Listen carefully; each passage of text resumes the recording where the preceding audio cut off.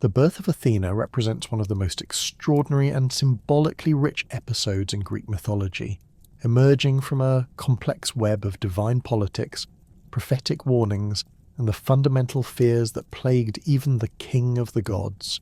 To understand the miraculous circumstances surrounding Athena's arrival into the world, we must first examine the events that preceded it, beginning with Zeus's relationship with Metis, the Titaness of wisdom and cunning intelligence. Metis, whose name literally translates to wise counsel or cunning, was among the most intellectually formidable of the Titans. Ancient sources describe her as possessing unparalleled strategic thinking and the ability to transform herself into various forms, making her both an invaluable ally and a potentially dangerous adversary.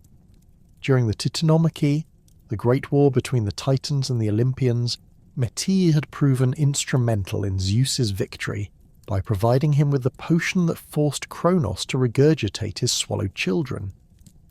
This collaboration naturally led to a romantic relationship between the two divine beings, with Zeus recognizing in Metis not only a powerful ally but also an intellectual equal, whose wisdom complemented his own raw power.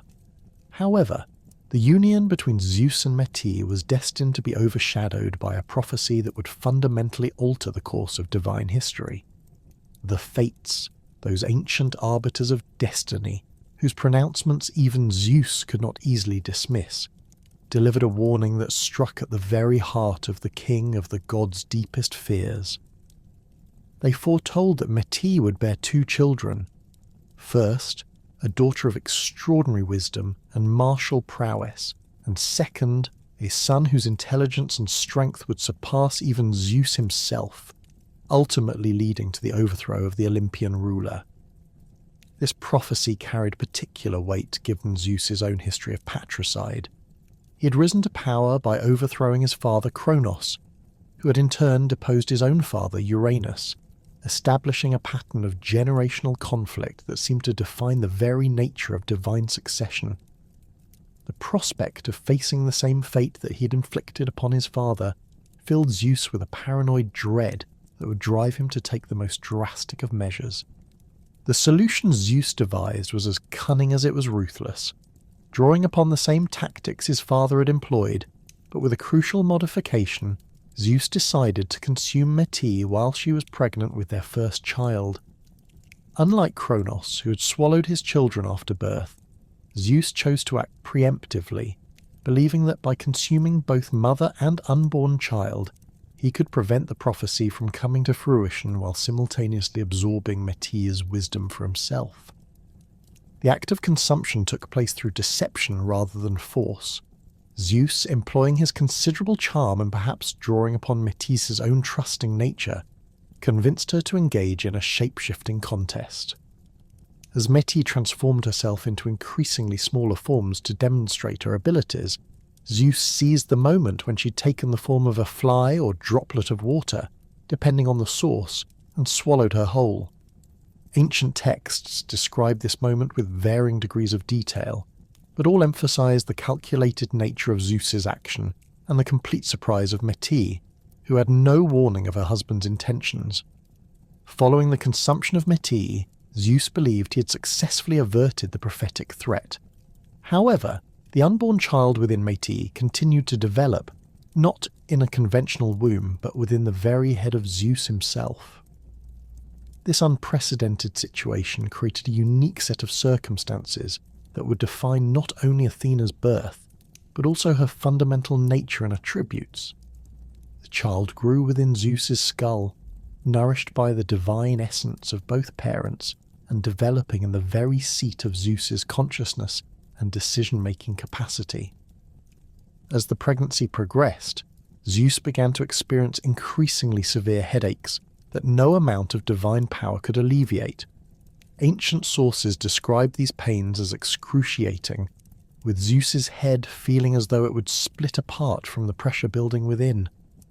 The pain became so unbearable that it began to affect his ability to rule and make decisions, leading to concern among the other Olympian deities who witnessed their king's obvious distress.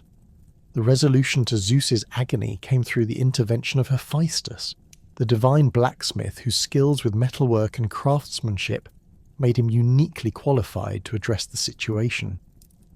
Different versions of the myth provide varying accounts of how Hephaestus became involved, with some suggesting that Zeus directly requested his assistance, while others indicate that Hephaestus offered his help after witnessing Zeus's suffering. Regardless of the specific circumstances that led to his involvement, Hephaestus's role in Athena's birth would prove absolutely crucial. Armed with a bronze axe that he had forged specifically for this unprecedented task, Hephaestus approached the writhing Zeus with a mixture of reverence and determination. The other Olympian gods gathered to witness what was about to unfold, though none could have predicted the extraordinary nature of what they were about to see. With a single precise blow, Hephaestus struck Zeus's skull along the sagittal suture, the natural division line that runs from front to back across the top of the head. The moment the axe made contact, Zeus's skull split open with a sound that ancient sources describe as thunderous, reverberating across Mount Olympus and beyond. From this opening emerged not an infant requiring care and nurturing, but a fully grown goddess, completely armed and ready for battle. Athena sprang forth wearing a gleaming bronze helmet that covered her dark hair, with a spear in her right hand and a shield bearing the aegis on her left arm. Her grey eyes, which would become one of her most distinctive features, blazed with intelligence and determination as she let out a war cry that shook the very foundations of the divine realm. The goddess who emerged from Zeus's head stood tall and imposing, her physical form reflecting the perfect combination of feminine grace and martial readiness. Her bronze armour fitted her perfectly, as though it had been crafted specifically for her divine form, while her weapons showed no signs of newness, but rather appeared to be extensions of her very being.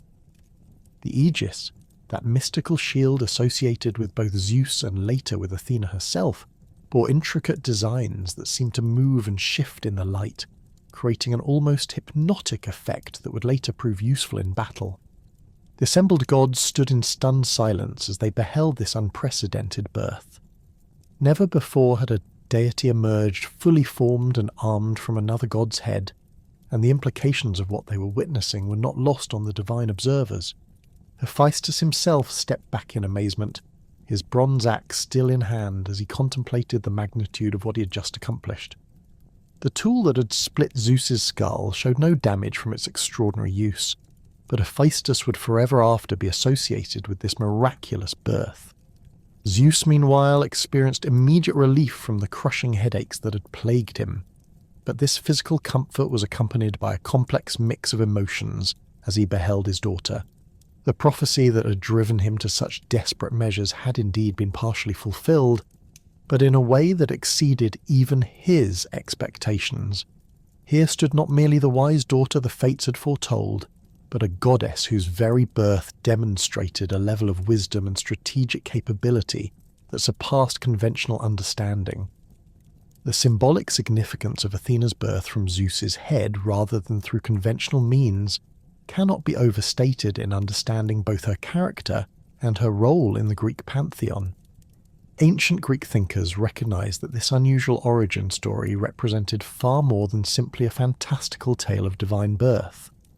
The emergence of wisdom directly from the seat of thought and decision-making suggested that Athena embodied not just intelligence, but specifically the type of wisdom that emerges from careful consideration, strategic planning, and rational thought processes. This birth myth also served to establish Athena's unique position among the Olympian deities. Unlike her siblings, who had been born through conventional means, Athena's emergence from Zeus's head created a special bond between father and daughter that would define their relationship throughout Greek mythology. She became, in essence, the physical manifestation of Zeus's own wisdom and strategic thinking, while simultaneously maintaining her independence as a distinct divine personality. The earliest literary treatment of Athena's birth appears in Hesiod's Theogony, composed in the 8th century BC, which provides the foundational account that later authors would build upon and modify. Hesiod's version emphasizes the prophetic element that drove Zeus to consume Metis, stating that the fates warned Zeus that Metis would bear children excelling in strength, and that the son would become king of gods and men. This version establishes the birth as a direct response to divine prophecy, rather than merely an unusual pregnancy. Hesiod's account also provides specific details about the circumstances of the birth itself, describing how Zeus put her into his own belly, and how later from his head sprang grey-eyed Athena. The poet emphasizes that Athena emerged terrible, rousing the din of war, leader of armies, unwearied queenly, who delights in tumults and wars and battles. This description establishes from the very beginning the dual nature of Athena as both a goddess of wisdom and a formidable warrior, characteristics that would define her throughout Greek literature and religious practice. Later classical sources expanded upon Hesiod's basic framework while adding their own interpretive elements. The 5th century BC poet Pindar, in his 7th Olympian ode, provides a more detailed account of the actual birth scene, describing how Hephaestus split Zeus's head with his axe, and how Athena leapt forth with a mighty shout. Pindar's version emphasizes the dramatic nature of the birth and its effect on the assembled gods, who are struck with amazement at the sight. Apollodorus, writing much later in the 2nd century BC, provides what became the most complete version of the birth myth in his library. His account includes additional details about the prophecy concerning Metis' children and provides a more systematic explanation of the events leading up to the birth. Apollodorus emphasizes that Zeus swallowed Metis when she was about to give birth to Athena, suggesting that the timing was crucial to Zeus's plan to prevent the prophecy's fulfillment. The Roman poet Ovid, in his Metamorphoses, offers yet another perspective on the birth, focusing particularly on the transformation aspect that was central to his work's theme. Ovid's version emphasizes how Metis' shape-shifting abilities were ultimately used against her by Zeus, and how the birth itself represented a kind of metamorphosis from the conventional understanding of divine reproduction to something entirely unprecedented. These various literary treatments of Athena's birth reveal how the myth evolved and was reinterpreted by different authors and time periods, while maintaining its core elements, the prophetic warning, Zeus's consumption of Metis, and the extraordinary birth from Zeus's head. Each version added layers of meaning and interpretation that reflected the values and concerns of its particular historical context, while contributing to the rich tapestry of understanding surrounding this foundational myth. The birth of Athena thus represents not merely the arrival of another Olympian deity, but the emergence of a goddess whose very origin story encapsulates the complex relationship between wisdom, power, and divine authority that would characterize her role throughout Greek mythology and religious practice. The goddess who emerged fully armed from Zeus's head possessed a unique combination of divine attributes that would distinguish her from all other Olympian deities.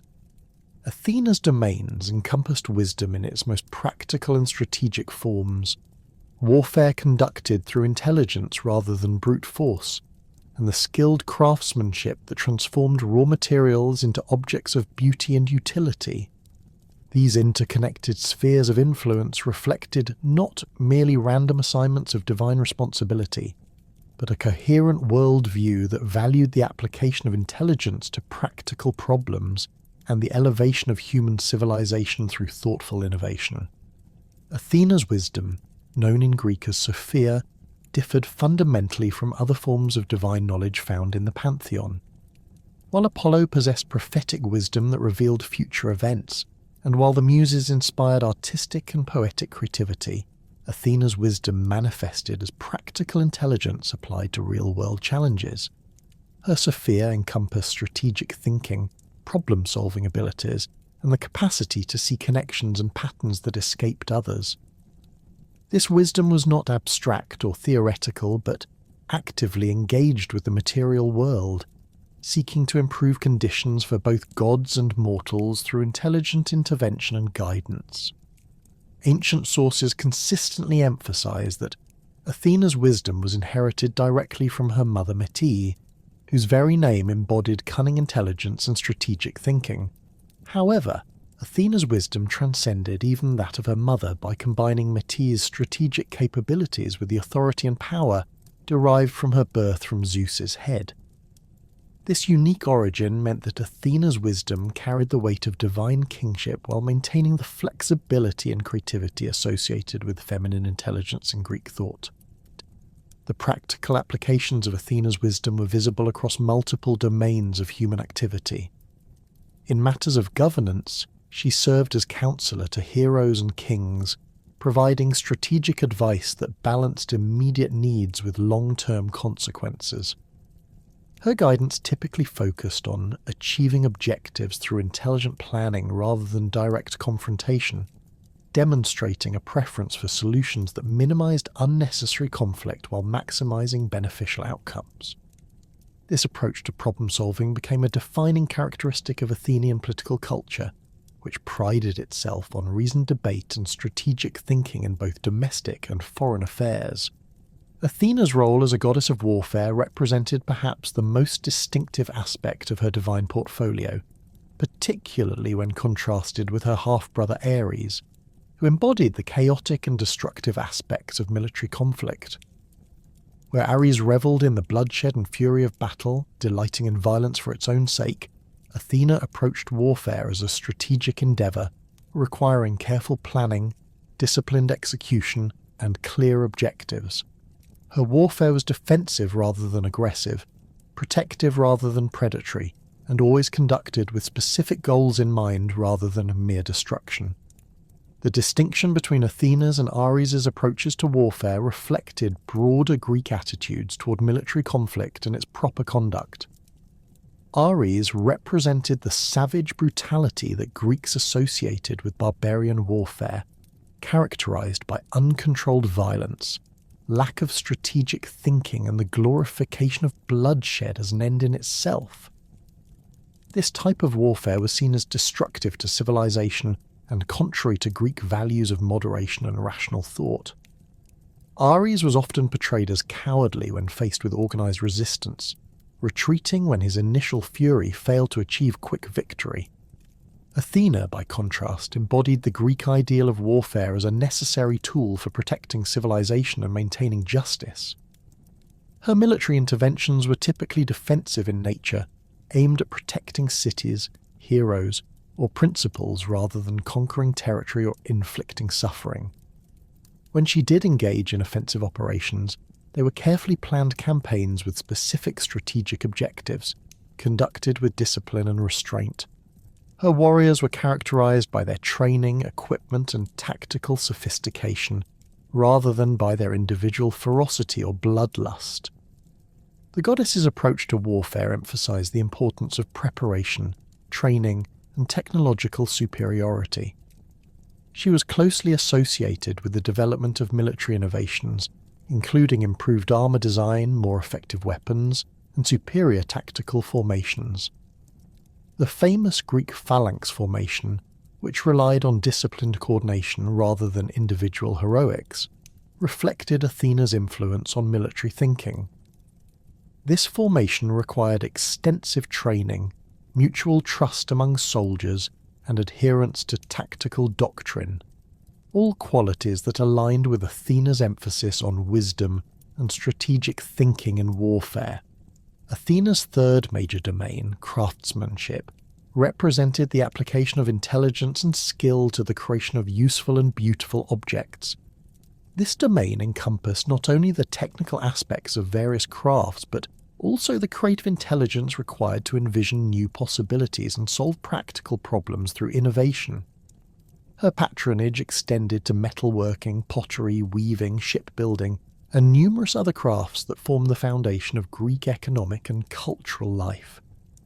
The goddess's association with craftsmanship reflected the Greek understanding that true skill required more than mere manual dexterity or familiarity with traditional techniques.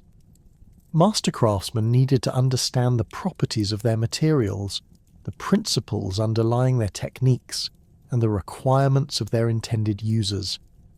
They had to be able to adapt their methods to new challenges, innovate solutions to unprecedented problems, and maintain consistently high standards across different projects.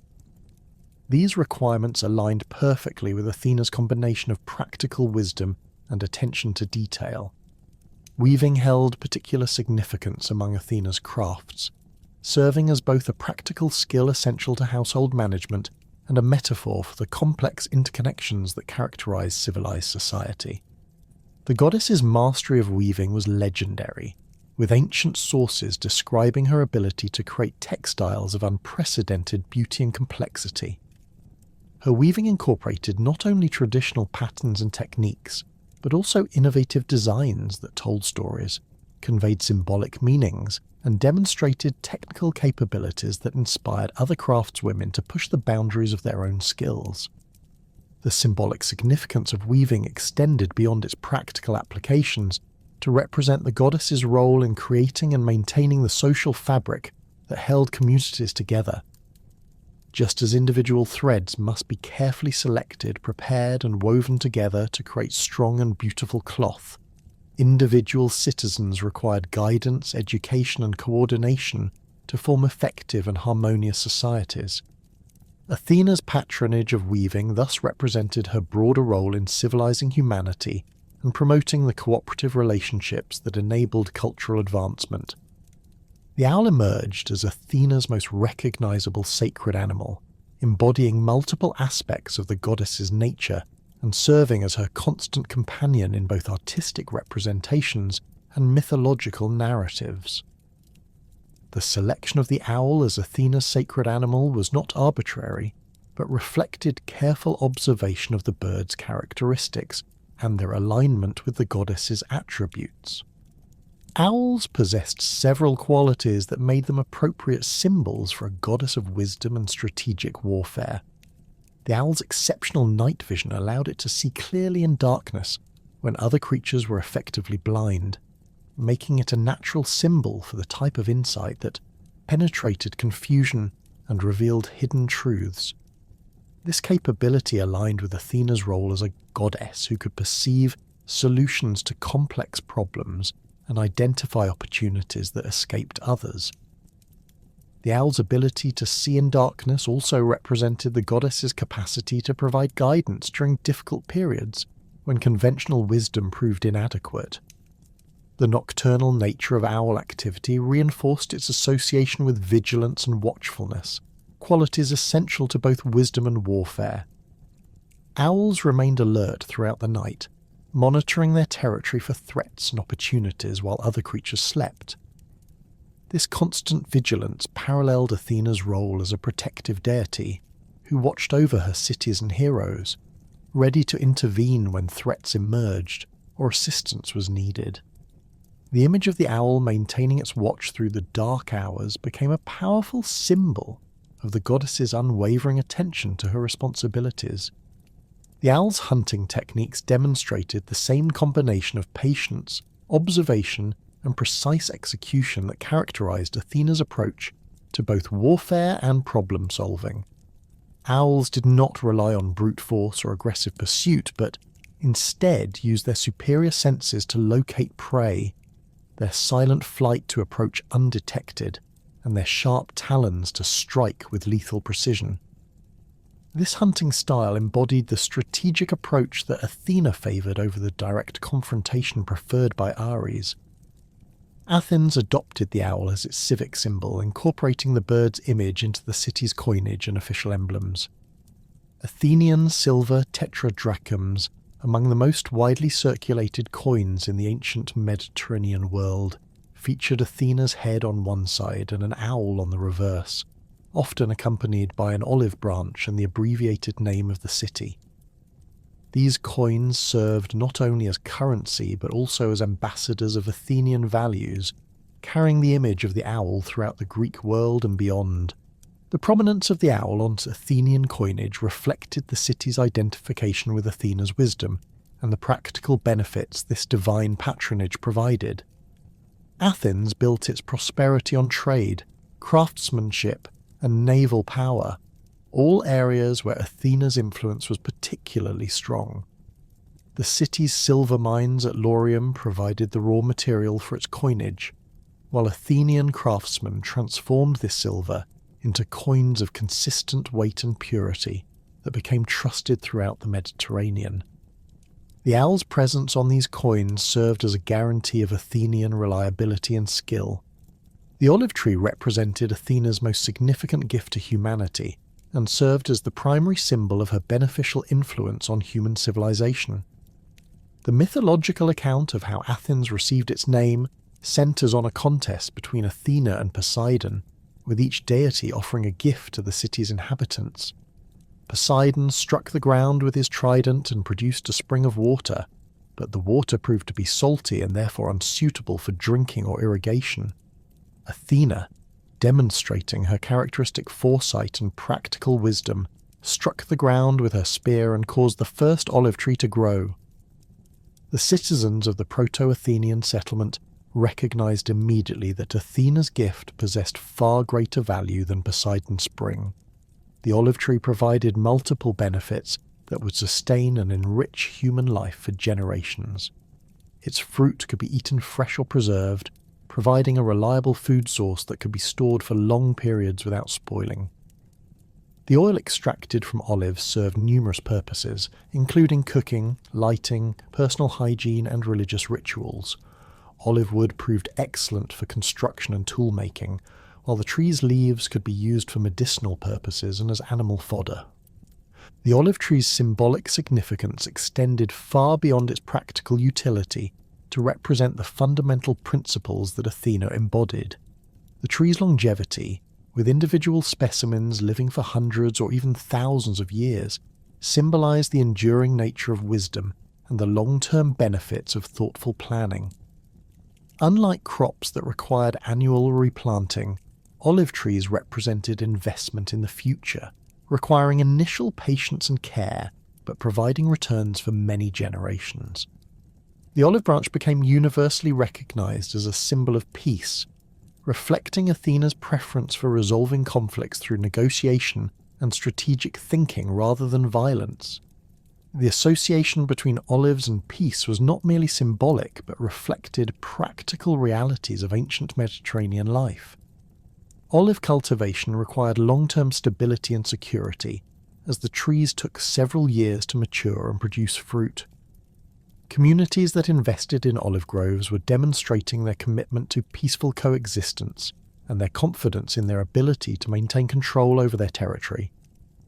Olive oil played a crucial role in Greek religious practices, serving as an offering to the gods and as a medium for various ritual activities. Athletes competing in the Olympic Games and other athletic competitions rubbed olive oil on their bodies before competing, both for practical reasons related to muscle preparation and as a form of religious observance honouring the gods. Victory wreaths at the Olympic Games were made from olive branches, connecting athletic achievement with divine favour and the peaceful competition that Athena favoured over violent conflict. The economic importance of olive cultivation in the ancient Greek world cannot be overstated. Olive oil became one of the most valuable trade commodities in the Mediterranean, generating wealth that funded artistic achievement, military expeditions, and civic improvements. Athens became particularly renowned for the quality of its olive oil, with Athenian amphorae carrying this precious cargo to markets throughout the known world.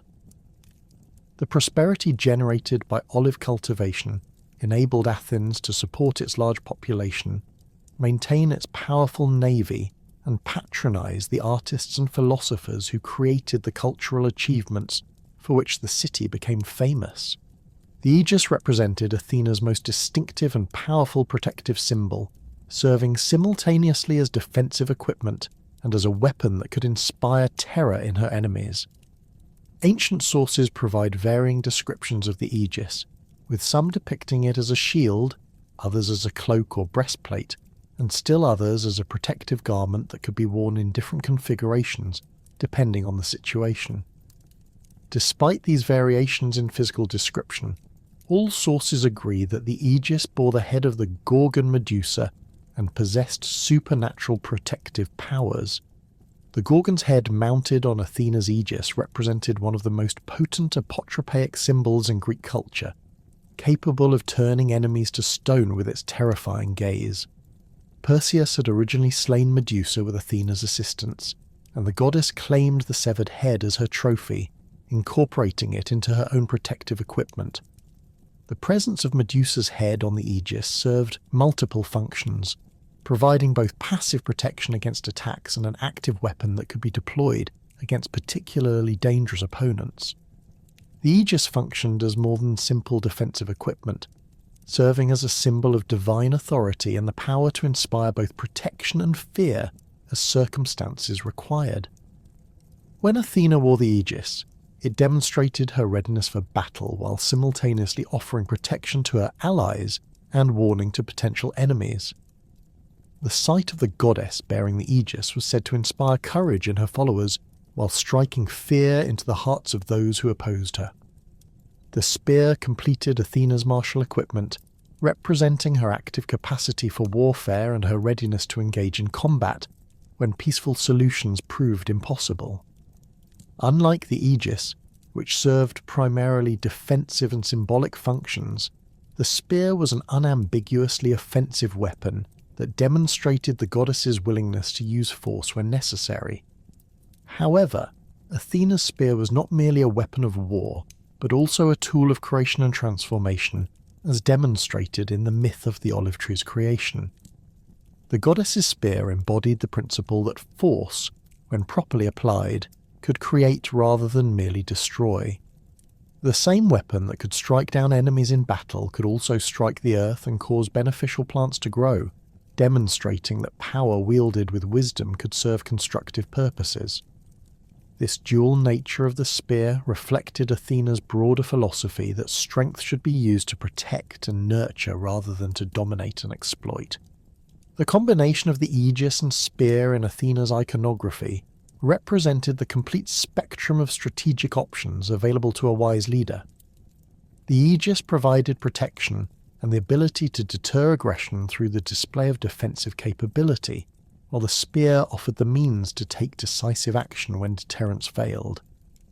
Together, these symbols embodied the principle that effective leadership required both the wisdom to avoid unnecessary conflicts and the strength to prevail when conflict became unavoidable. The establishment of Athens as the greatest city-state in ancient Greece began with a divine competition that would fundamentally shape the character and identity of the settlement for millennia to come. This contest between Athena and Poseidon for the patronage of the city represents one of the most politically and culturally significant myths in Greek tradition, encoding within its narrative the essential values and priorities that would define Athenian civilization. The story unfolds against the backdrop of early Attic settlement, when the rocky outcrop that would become the Acropolis first attracted permanent inhabitants who recognized the strategic advantages of this defensible position, overlooking the surrounding plains and the distant sea. The origins of this contest can be traced to the period when the Proto-Athenian settlement was beginning to establish itself as a significant regional power. Archaeological evidence suggests that the Acropolis had been occupied since the Neolithic period, but it was during the late Bronze Age that the site began to develop the characteristics that would make it attractive to competing divine patrons. The settlement's position provided natural defensive advantages, with steep cliffs on three sides and a commanding view of the approaches from both land and sea. Fresh water sources were available from springs on the north slope of the Acropolis, while the surrounding plains offered fertile agricultural land suitable for grain cultivation and livestock grazing. Both Athena and Poseidon recognized the potential of this emerging settlement and sought to claim it as their own sacred city. Poseidon's interest stemmed from his dominion over the seas and his particular concern for coastal settlements that depended on maritime trade and naval power. The Proto-Athenian settlement's proximity to the Saronic Gulf and its potential as a naval base made it an attractive addition to Poseidon's sphere of influence. The god of the sea understood that control over this strategic location would provide him with a powerful base for projecting his influence throughout the Aegean region. Athena's interest in the settlement reflected her broader concern for the development of civilized society and her particular affinity for communities that valued wisdom, craftsmanship, and strategic thinking. The inhabitants of the Proto-Athenian settlement had already demonstrated these qualities through their selection of the Acropolis site and their early efforts to develop trade relationships with neighbouring communities. The goddess recognized that this community possessed the potential to become a centre of learning and cultural achievement that would reflect her own values and extend her influence throughout the Greek world. The formal contest between the two deities was arranged according to ancient protocols governing divine competitions for mortal patronage. Rather than resolving their dispute through direct conflict, which might have devastated the very settlement they sought to protect, Athena and Poseidon agreed to present gifts to the inhabitants and allow them to choose their preferred patron based on the practical value and symbolic significance of what each deity offered. This approach reflected the Greek understanding that divine patronage should benefit mortal communities rather than simply asserting divine authority over them. The early Athenian kings who served as judges for this contest included figures whose names have been preserved in later mythological traditions, though their historical existence remains a matter of scholarly debate. These rulers, whether historical or legendary, represented the community's leadership and were responsible for making decisions that would affect the settlement's future development. The sources identify King Cecrops as the primary judge, describing him as a figure of great wisdom who possessed the ability to see beyond immediate appearances to underlying realities. Cecrops, according to mythological accounts, was himself a figure bridging the human and divine realms, often depicted as having the upper body of a man and the lower body of a serpent. This hybrid nature symbolized his role as an intermediary between mortal and immortal concerns, making him an appropriate judge for a contest between gods. His serpentine characteristics also connected him to the earth itself, suggesting his deep understanding of the land and its needs. Archaeological evidence from the Acropolis includes references to early snake cults, indicating that serpent symbolism held particular significance for the site's earliest inhabitants. The contest began with Poseidon's demonstration of his divine power and the benefits he could provide to the settlement. The god of the sea approached the highest point of the Acropolis, where the later Parthenon would stand, and raised his massive trident above his head. The three-pronged weapon, forged in the depths of the ocean and imbued with the power to command both seas and earthquakes, gleamed in the Mediterranean sunlight as Poseidon prepared to deliver his gift.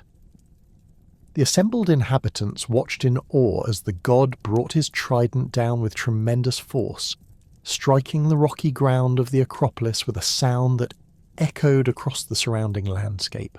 The impact of Poseidon's trident created a dramatic fissure in the limestone bedrock, from which immediately began to flow a spring of clear water. The sight of water emerging from solid rock on the highest point of the Acropolis amazed the observers, who understood that access to reliable water sources was essential for any permanent settlement. The spring bubbled forth with considerable force, creating a pool that reflected the sky and demonstrated Poseidon's ability to bring the life-giving properties of water to even the most unlikely locations. However, as the initial excitement of witnessing this miraculous spring began to subside, the practical limitations of Poseidon's gift became apparent. The water that flowed from the god's spring carried the distinctive taste and smell of seawater, making it unsuitable for drinking, cooking, or irrigation. While the spring represented an impressive display of divine power, its practical utility was severely limited. The salt water could not sustain human life or support agricultural activities, and its presence on the Acropolis served more as a monument to Poseidon's strength than as a genuine benefit to the community. The creation of the saltwater spring nevertheless carried significant symbolic meaning that the assembled judges could not ignore. Poseidon's gift represented his promise to make the settlement a great maritime power, with access to the wealth and influence that came from controlling sea trade routes.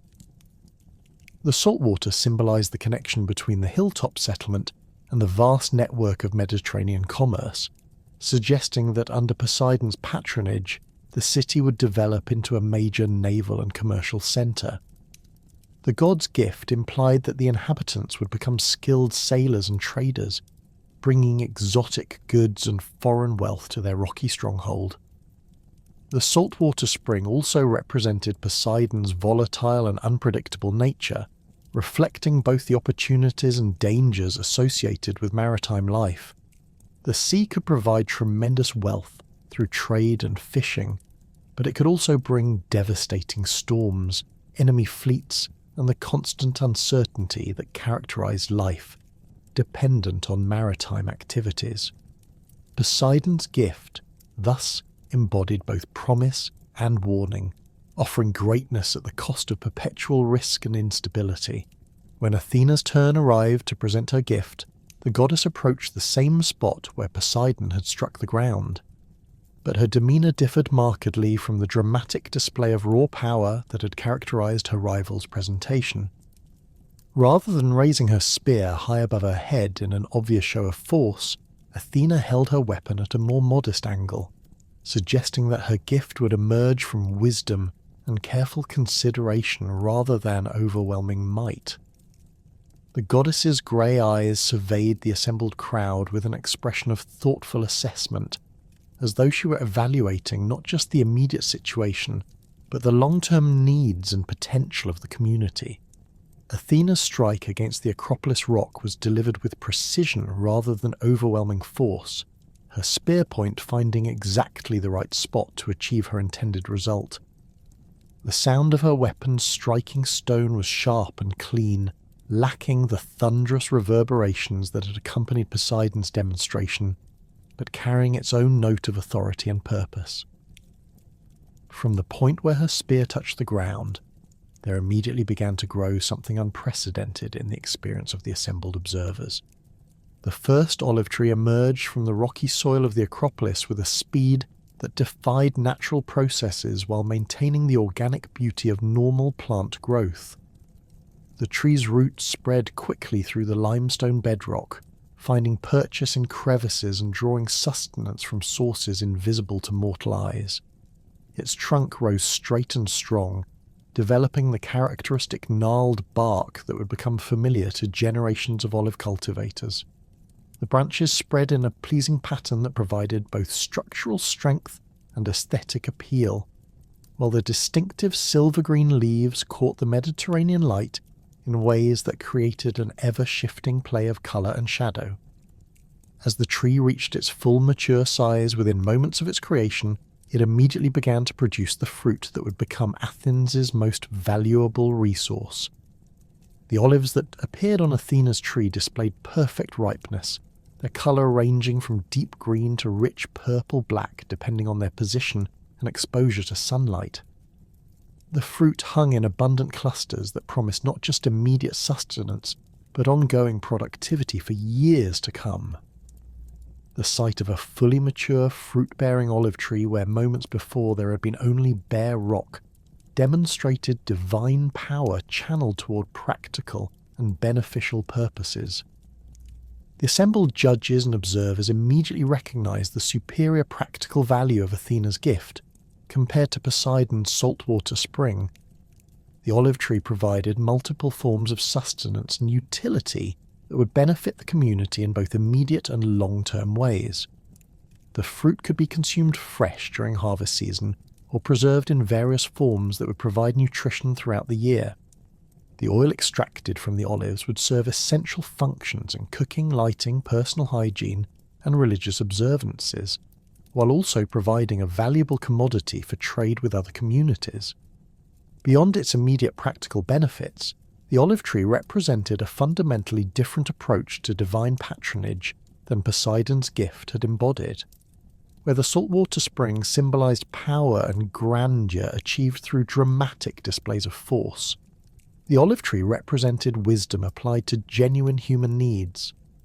Athena's gift demonstrated her understanding of what the community actually required for long-term prosperity and her commitment to providing practical assistance, rather than impressive but ultimately useless displays of divine might. The olive tree's symbolic significance extended far beyond its material benefits to represent the values and priorities that would define Athenian civilization. The tree's longevity symbolized the enduring nature of wisdom and the importance of making decisions based on long-term rather than short-term considerations. Unlike annual crops that required constant replanting and provided only temporary benefits, the olive tree represented investment in the future and confidence in the community's ability to maintain stability over extended periods. The peaceful nature of olive cultivation contrasted sharply with the violent and unpredictable character of maritime life under Poseidon's patronage.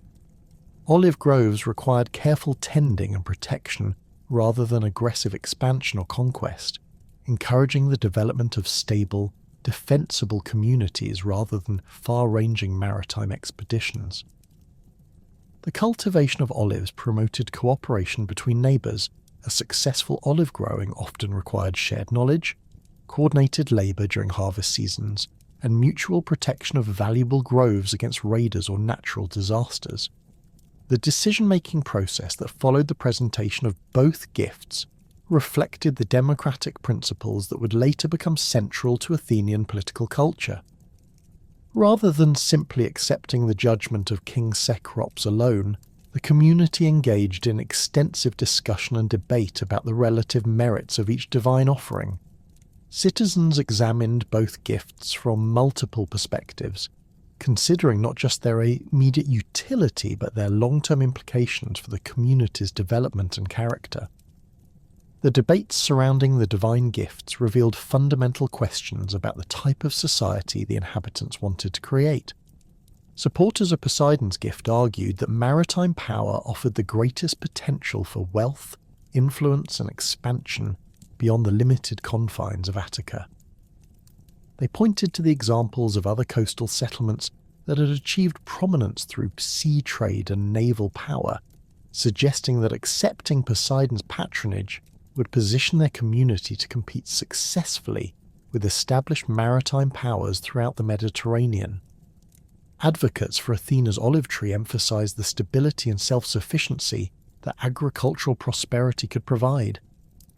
They argued that communities dependent on maritime trade remained vulnerable to factors beyond their control, including storms, piracy, and the shifting political relationships that could disrupt established trade routes.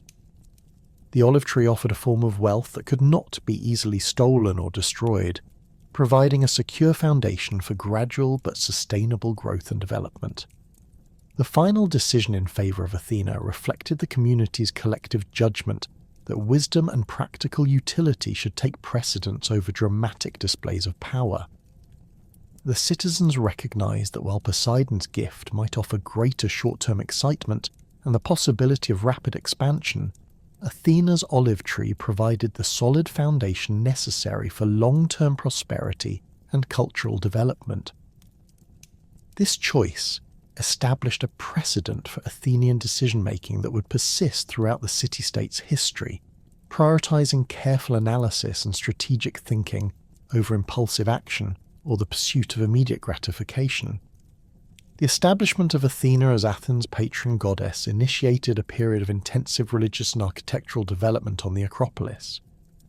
The earliest temples dedicated to Athena were relatively modest structures that reflected both the community's limited resources and their understanding of appropriate divine honours. Archaeological evidence suggests that the first temple was constructed near the spot where Athena's olive tree had grown, incorporating the sacred tree into the temple precinct and ensuring its protection for future generations. These early temples served multiple functions beyond simple religious observance, acting as community centres where important decisions were made and as repositories for the community's most valuable possessions. The temples housed the cult statue of Athena, which became the focus of regular religious observances and special festivals celebrating the goddess's continued protection of the city. The temple precinct also included areas for public gatherings, where citizens could debate issues of common concern and participate in the democratic processes that Athena's wisdom was believed to inspire and guide. The construction of temples on the Acropolis required significant community resources and demonstrated the inhabitants' commitment to honouring their chosen patron goddess appropriately. The temples were built using local limestone quarried from the Acropolis itself, creating structures that were literally rooted in the sacred ground where Athena had demonstrated her divine favour.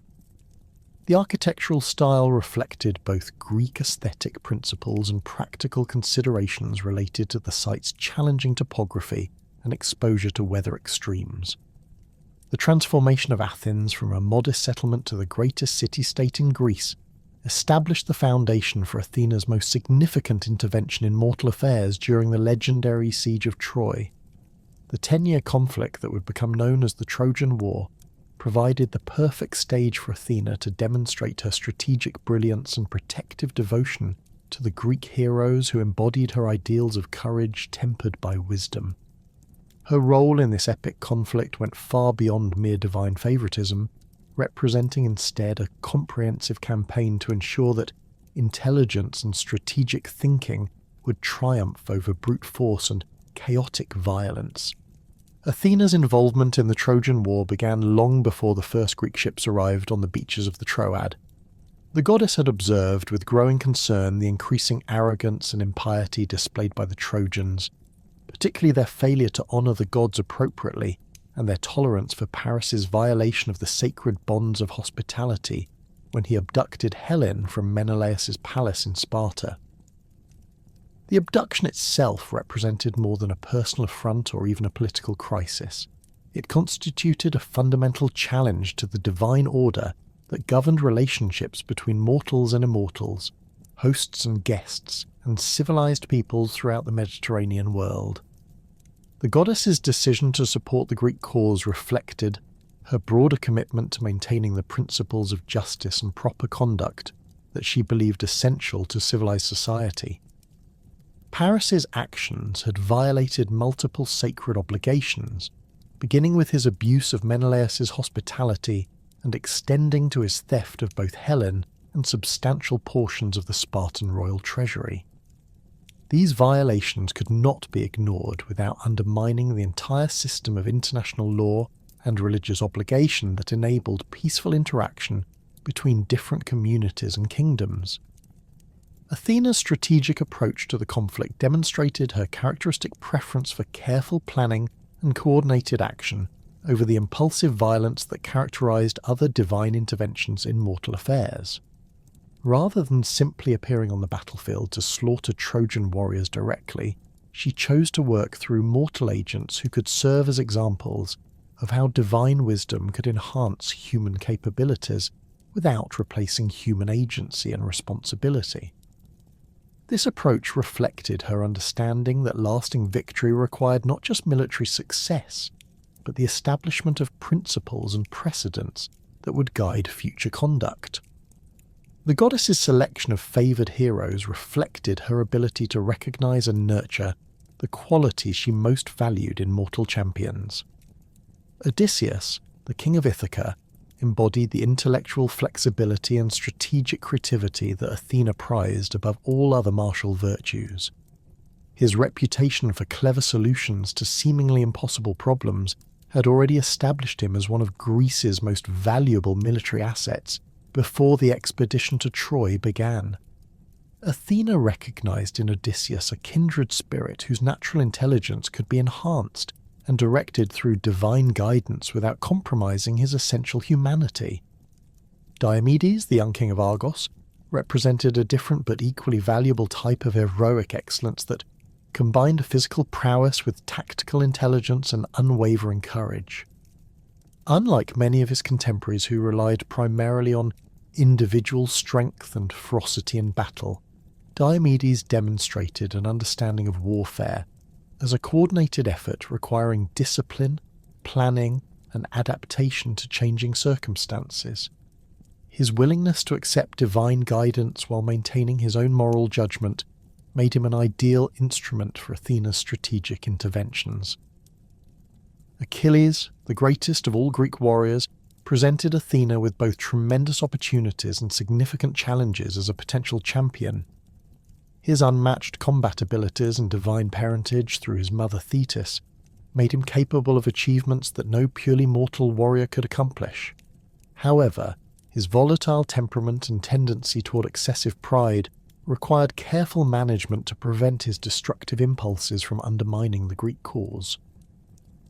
Athena's relationship with Achilles demonstrated her skill at working with difficult personalities while channeling their abilities toward constructive purposes.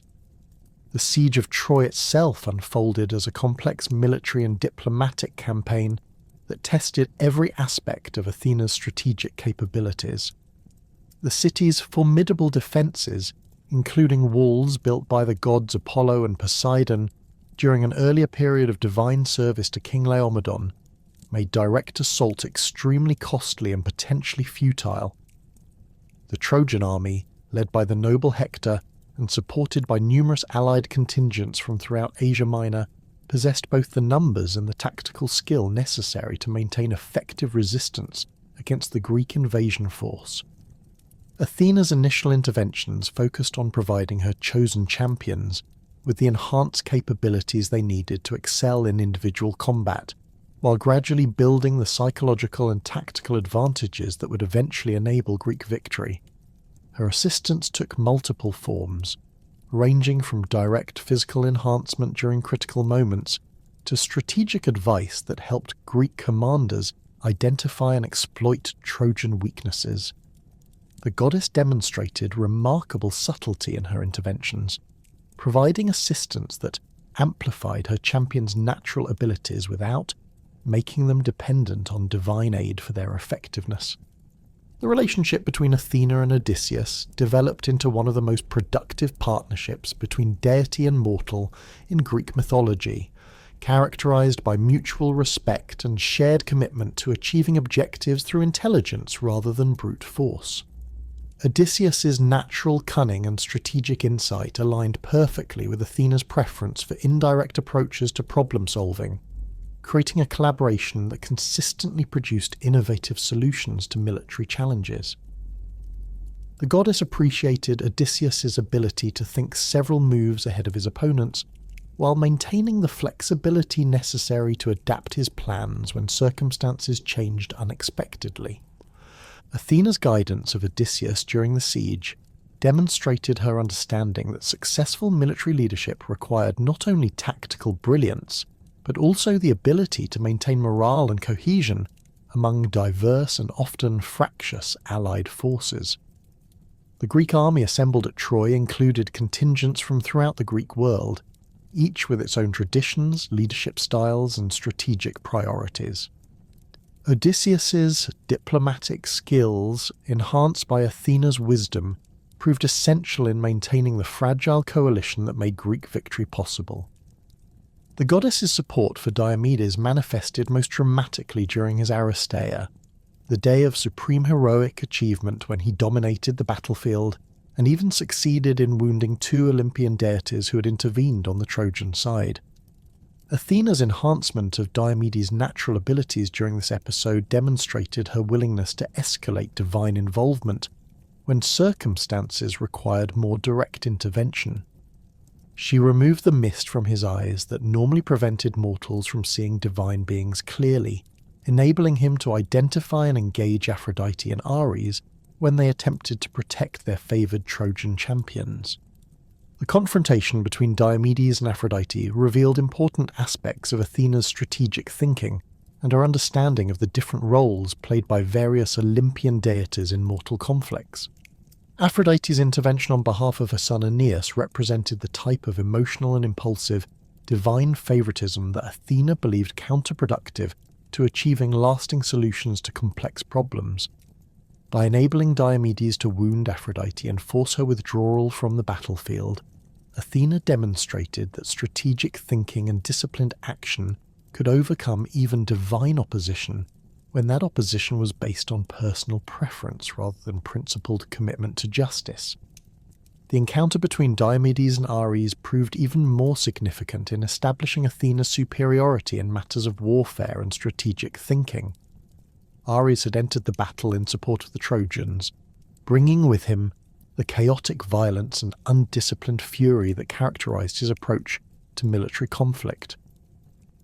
His presence on the battlefield initially created panic among the Greek forces, who found themselves facing not just mortal enemies but the personification of war's most destructive aspects. Athena's response demonstrated both her tactical brilliance and her fundamental disagreement with Ares' philosophy of warfare. Rather than engaging Ares directly in divine combat, Athena chose to work through Diomedes, guiding his spear throw with such precision that it penetrated Ares' divine armour and inflicted a wound that forced the war god to abandon the battlefield. This victory represented more than simply a tactical success. It constituted a philosophical statement about the superiority of disciplined, strategic warfare over chaotic violence. Ares' retreat demonstrated that even divine power could not overcome the combination of human courage and divine wisdom when properly coordinated and applied. The most spectacular demonstration of Athena's strategic genius came through her conception and guidance of the Trojan horse stratagem, a plan that combined psychological warfare, engineering innovation, and tactical deception in ways that no previous military operation had attempted. The idea emerged from Athena's recognition that Troy's defensive advantages made conventional assault prohibitively costly, while the city's cultural values and religious beliefs created potential vulnerabilities that could be exploited through carefully planned deception. The construction of the wooden horse required not only exceptional craftsmanship but also profound understanding of Trojan psychology and religious practices. Athena worked through the master craftsman Epeius, whose skills in woodworking and engineering she enhanced to enable the creation of a structure that appeared to be a religious offering, while actually serving as a delivery system for Greek warriors. The horse's design incorporated multiple levels of deception, presenting itself as a gift to Athena herself, while actually serving as an instrument of Trojan destruction. The religious symbolism embedded in the horse's design reflected Athena's sophisticated understanding of how cultural beliefs could be manipulated to achieve strategic objectives.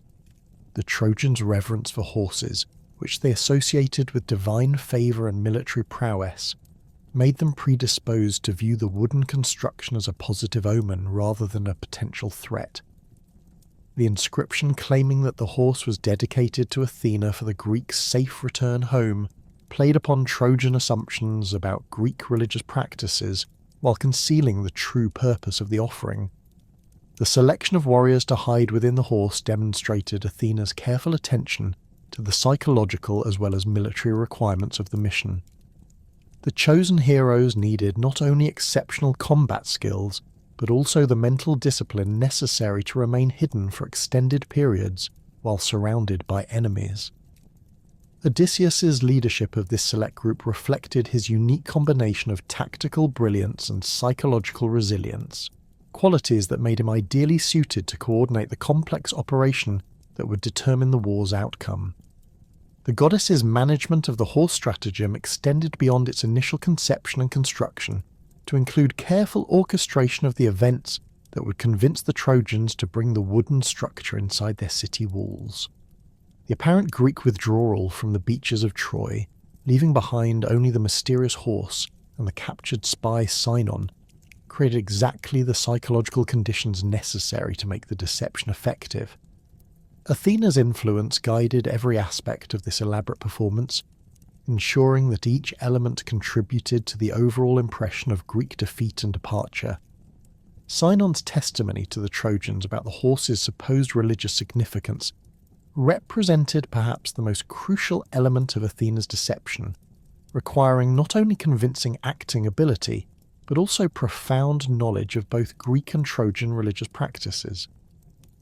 The story he told about the Greeks' need to appease Athena's anger through the construction of an offering too large to be stolen by the Trojans played upon their understanding of divine psychology, while simultaneously appealing to their pride and their desire to possess something of obvious value and religious significance. The internal debates among Trojan leaders about whether to accept the horse into their city reveal the effectiveness of Athena's psychological manipulation, while also demonstrating the tragic consequences of ignoring wise counsel. Laocoon's warnings about the dangers of accepting gifts from enemies reflected exactly the type of strategic thinking that Athena valued, but his advice was overwhelmed by the combination of religious enthusiasm and political opportunism that the goddess had carefully cultivated among other Trojan leaders. The destruction of Laocoon and his sons by sea serpents sent by Poseidon represented a complex intersection of divine politics that ultimately served Athena's strategic purposes while reflecting the complicated relationships between different Olympian deities. Poseidon's intervention, whether motivated by his own opposition to Troy or by other considerations, eliminated the most credible voice of opposition to bringing the horse inside the city walls. This divine intervention demonstrated how Athena's strategic planning could incorporate and benefit from the actions of other deities, even when their motivations differed from her own. The night assault that followed the horse's acceptance into Troy showcased Athena's ability to coordinate complex military operations while maintaining the discipline and focus necessary for success.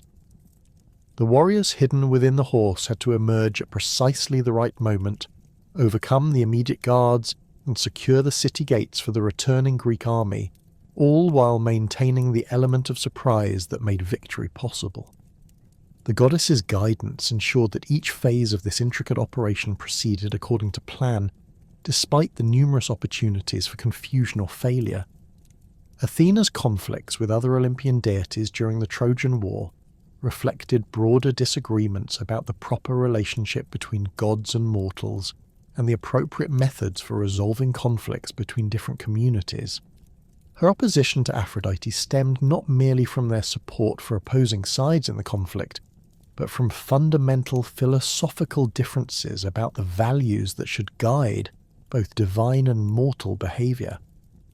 Aphrodite's emphasis on passion, beauty, and emotional satisfaction conflicted directly with Athena's commitment to rational decision-making, strategic planning, and long-term consequences. The contrast between Athena's approach to warfare and that favoured by Ares became one of the defining themes of the Trojan conflict, with each deity representing radically different philosophies about the nature and purpose of military action. Ares embodied the chaotic, destructive aspects of warfare that Greeks associated with barbarism and the breakdown of civilized order. His delight in bloodshed for its own sake and his indifference to the justice or injustice of the causes he supported made him a natural enemy of everything Athena represented in terms of disciplined, purposeful military action. The conclusion of the Trojan War established Athena's reputation as the preeminent divine mentor to mortal heroes, but her guidance extended far beyond the battlefield to encompass a comprehensive program of heroic development that would shape the greatest champions of the Greek world. Her approach to mentorship differed fundamentally from the patronage offered by other Olympian deities, emphasizing the cultivation of wisdom, strategic thinking, and moral judgment rather than simply enhancing physical capabilities or granting supernatural powers. This methodical approach to heroic development reflected Athena's understanding that lasting greatness required more than momentary divine intervention. It demanded the systematic cultivation of qualities that would enable heroes to overcome challenges through their own enhanced abilities. Perseus, the legendary slayer of Medusa, became one of Athena's most celebrated protégés through a collaboration that demonstrated her mastery of both strategic planning and practical problem-solving. The young hero faced a seemingly impossible task when King Polydectes demanded Medusa's head as a wedding gift, knowing full well that direct confrontation with the Gorgon would result in instant petrification for anyone foolish enough to look upon her face. The challenge required not merely courage or strength, but innovative thinking and specialized equipment that no mortal craftsman could provide. Athena's intervention began with careful analysis of the specific challenges Perseus would face in approaching and defeating Medusa. The Gorgon's deadly gaze represented the primary obstacle, requiring a solution that would enable Perseus to locate and strike his target without looking directly at her. The goddess recognized that conventional mirrors made of polished metal would prove inadequate for this purpose, lacking the clarity and reliability necessary for precise combat maneuvering in the confined space of Medusa's lair. The reflective shield that Athena provided to Perseus represented a masterpiece of divine craftsmanship, its bronze surface polished to a mirror-like finish that exceeded anything achievable through mortal techniques. The shield's convex shape created a wide-angle view that allowed Perseus to observe Medusa's movements and position, while maintaining safe distance from her direct gaze. The bronze had been treated through divine processes that eliminated the distortions and imperfections that plagued ordinary mirrors, providing Perseus with a clear, accurate reflection that enabled precise sword work while moving backward or sideways to avoid accidental direct visual contact. Beyond its practical utility as a reflective surface, Athena's shield incorporated protective enchantments that would safeguard Perseus against other dangers he might encounter during his quest.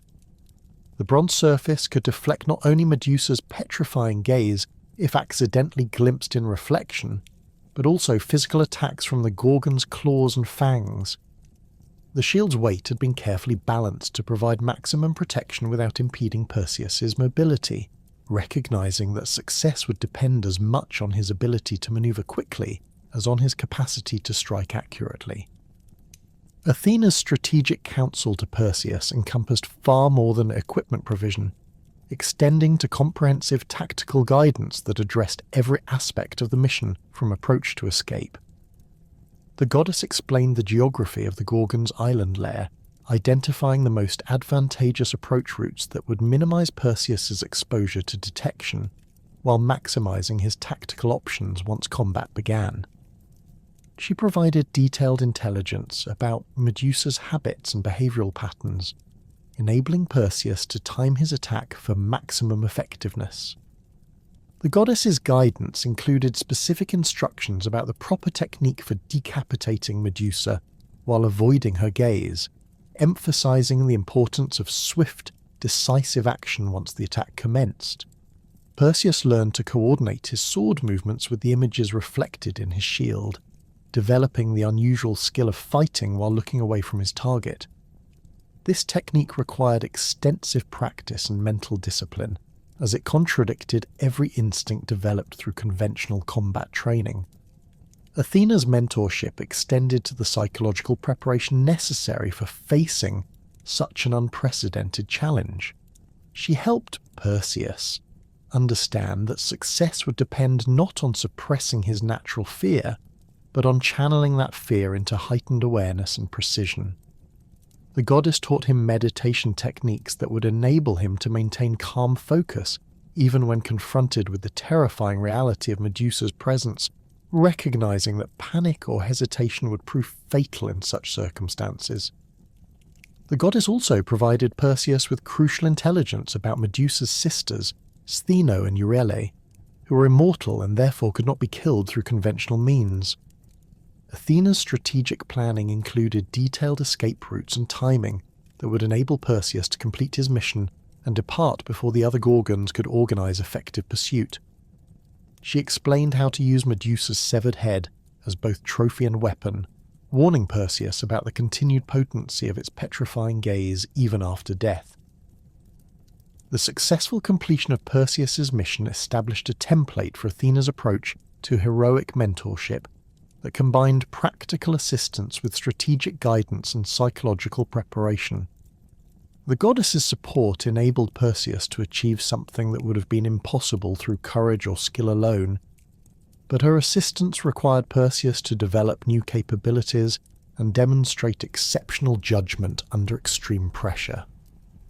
This collaborative approach became characteristic of Athena's relationships with mortal heroes, distinguishing her mentorship from the more direct interventions favoured by other deities. The complex relationship between Athena and Arachne, the talented mortal weaver from Lydia, revealed different aspects of the goddess's character and her expectations regarding proper relationships between mortals and immortals. Arachne possessed exceptional skill in textile arts, creating tapestries and garments of such beauty and technical perfection that observers began comparing her work favourably to that of Athena herself. This comparison initially pleased the goddess, who took pride in the achievements of mortals who excelled in crafts under her patronage. However, Arachne's response to praise revealed dangerous character flaws that transformed her from a promising protégée into a cautionary example of the consequences of excessive pride. Rather than acknowledging the divine inspiration that had contributed to her abilities, Arachne began claiming that her skills were entirely self-developed and superior to anything the gods could produce. She openly boasted that she could defeat Athena in any contest of weaving skill, demonstrating the hubris that Greeks considered the most dangerous of mortal failings. Athena's initial response to Arachne's boastfulness demonstrated her preference for education over punishment when dealing with mortal transgressions. The goddess disguised herself as an elderly woman and visited Arachne's workshop, offering gentle counsel about the dangers of comparing oneself favourably to the gods. This intervention provided Arachne with an opportunity to reconsider her claims and acknowledge appropriate humility before her pride led to more serious consequences. The disguised goddess praised Arachne's technical skill while suggesting that true mastery required recognition of the divine sources of inspiration that enabled exceptional human achievement. Athena's advice emphasized that mortals could achieve greatness through their own efforts, while still maintaining proper reverence for the gods who provided the fundamental capabilities that made such achievement possible. This balanced perspective reflected the goddess's understanding that healthy relationships between mortals and immortals required mutual respect rather than either servile submission or arrogant independence. Arachne's rejection of this wise counsel and her continued insistence on her superiority forced Athena to reveal her true identity and accept the challenge to a formal weaving contest. The goddess's decision to engage in direct competition with a mortal represented a significant departure from her usual preference for indirect guidance, but Arachne's public claims had created a situation where divine authority itself was being questioned. The contest became necessary not merely to demonstrate Athena's superior abilities, but to re-establish proper understanding of the relationship between divine and mortal capabilities. The weaving contest that followed showcased both participants' extraordinary abilities while revealing fundamental differences in their approaches to artistic creation and their understanding of appropriate subject matter. Athena's tapestry depicted scenes of divine justice and the consequences that befell mortals who challenged the gods inappropriately. Her work demonstrated not only technical perfection, but also profound understanding of the moral and cosmic principles that governed relationships between different orders of being.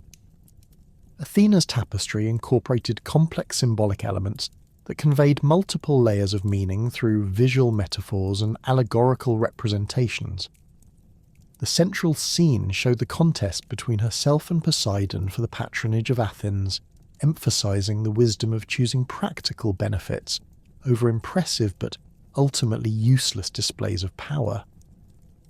Surrounding this central image were smaller scenes depicting various mortals who had suffered divine punishment for excessive pride, creating a comprehensive visual argument about the importance of maintaining proper humility toward the gods.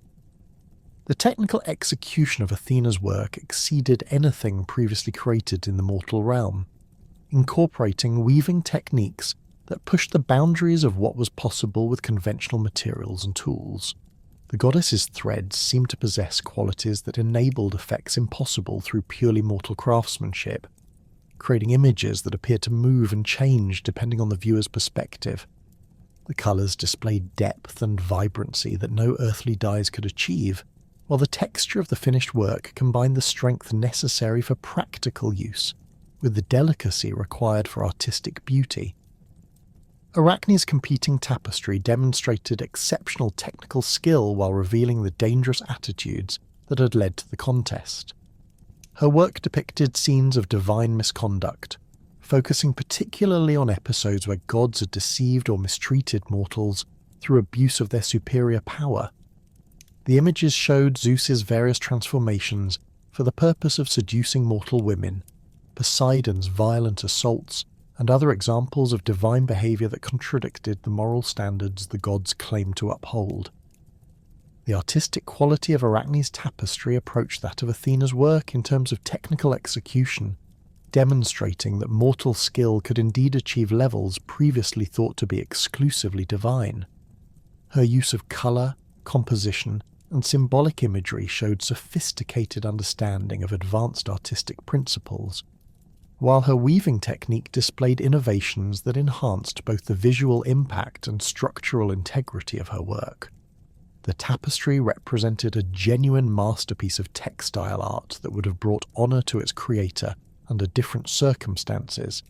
However, the subject matter Arachne chose revealed the fundamental character flaws that had led to the contest.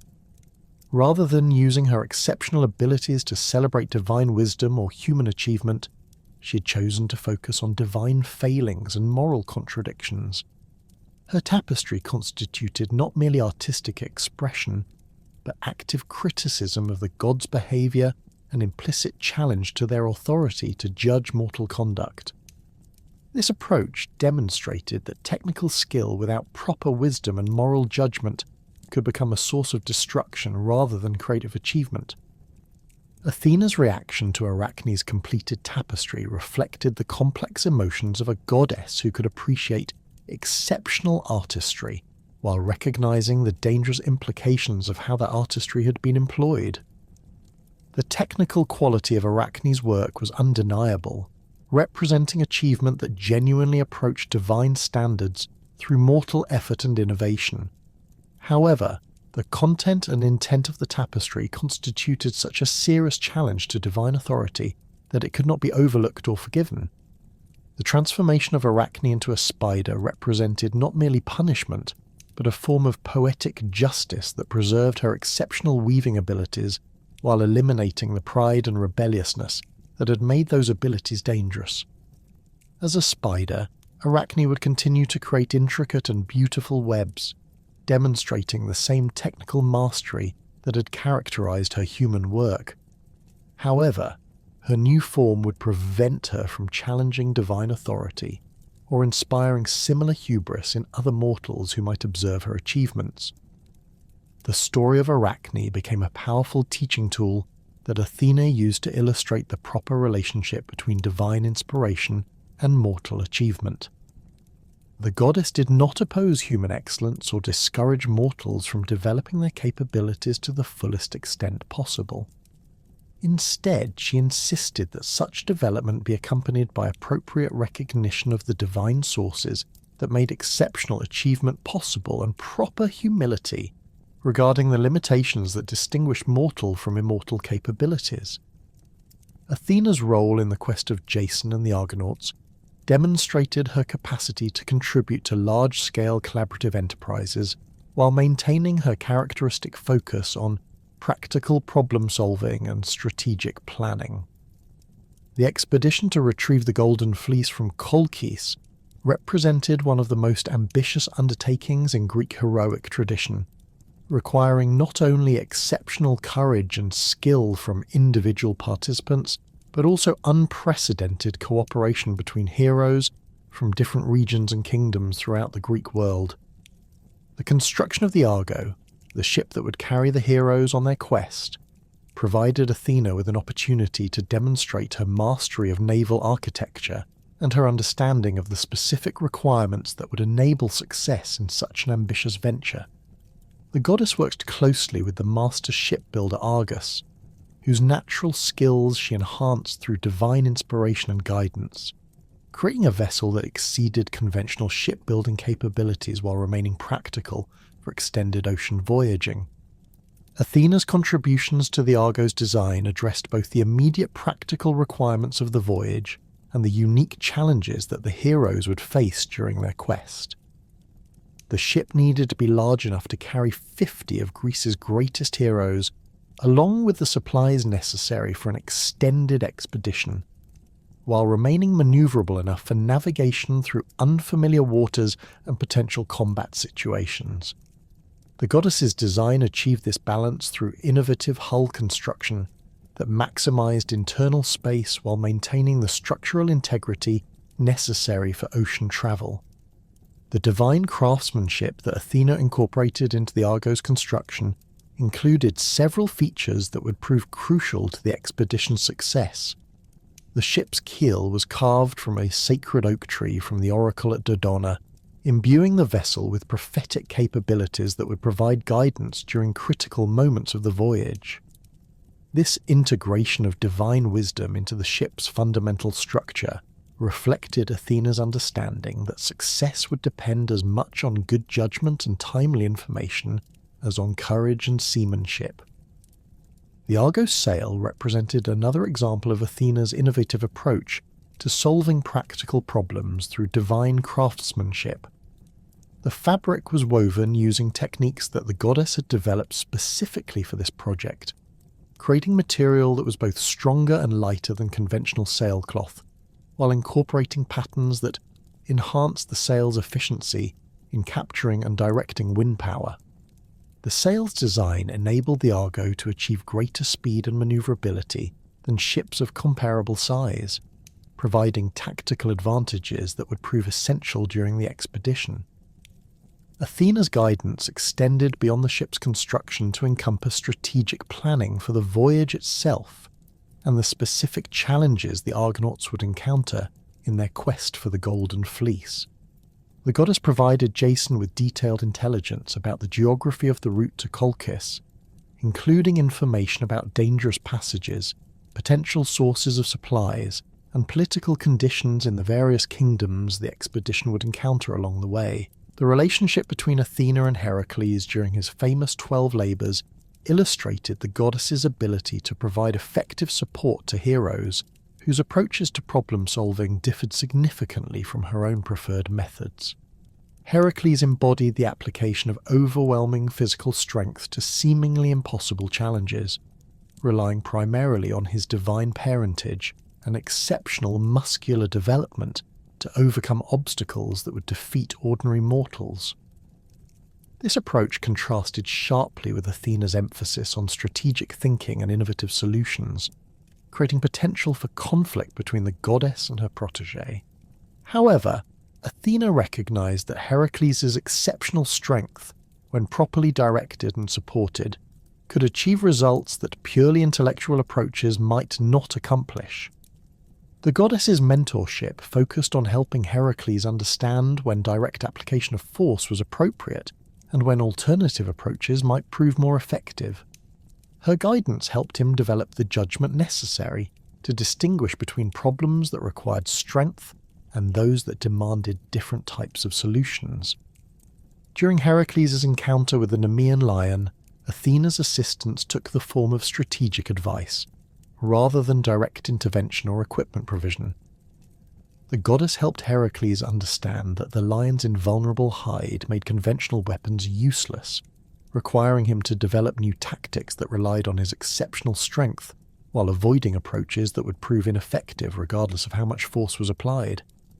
Her guidance led Heracles to the realization that he could use the lion's own claws to skin the carcass, providing him with armor that would protect him during subsequent labors. The cleansing of the Augean stables presented Heracles with a challenge that could not be solved through strength alone, requiring innovative thinking and understanding of hydraulic principles that exceeded his natural expertise. Athena's guidance helped Heracles recognize that redirecting rivers to wash out the accumulated filth represented a more efficient solution than attempting to remove it manually, even with his exceptional physical capabilities. This labour demonstrated how divine wisdom could enhance mortal strength by suggesting approaches that multiplied the effectiveness of physical effort through intelligent application. Athena's support during Heracles' encounter with the Stymphalian birds showcased her ability to provide specialized equipment when circumstances required capabilities that could not be developed through training or enhanced through strategic thinking alone. The bronze castanet she provided enabled Heracles to create the specific type of noise necessary to drive the birds from their marsh refuge, where they could be targeted with conventional weapons. This intervention demonstrated the goddess's understanding that effective mentorship sometimes required direct assistance, while maintaining the principle that heroes should accomplish their tasks primarily through their own innate enhanced abilities. The collaborative relationship between Athena and Heracles during his labours established important precedents for understanding how divine wisdom and mortal strength could work together to achieve results that neither could accomplish independently. The goddess's guidance helped Heracles develop beyond his initial reliance on brute force to become a more complete hero capable of adapting his approach to different types of challenges.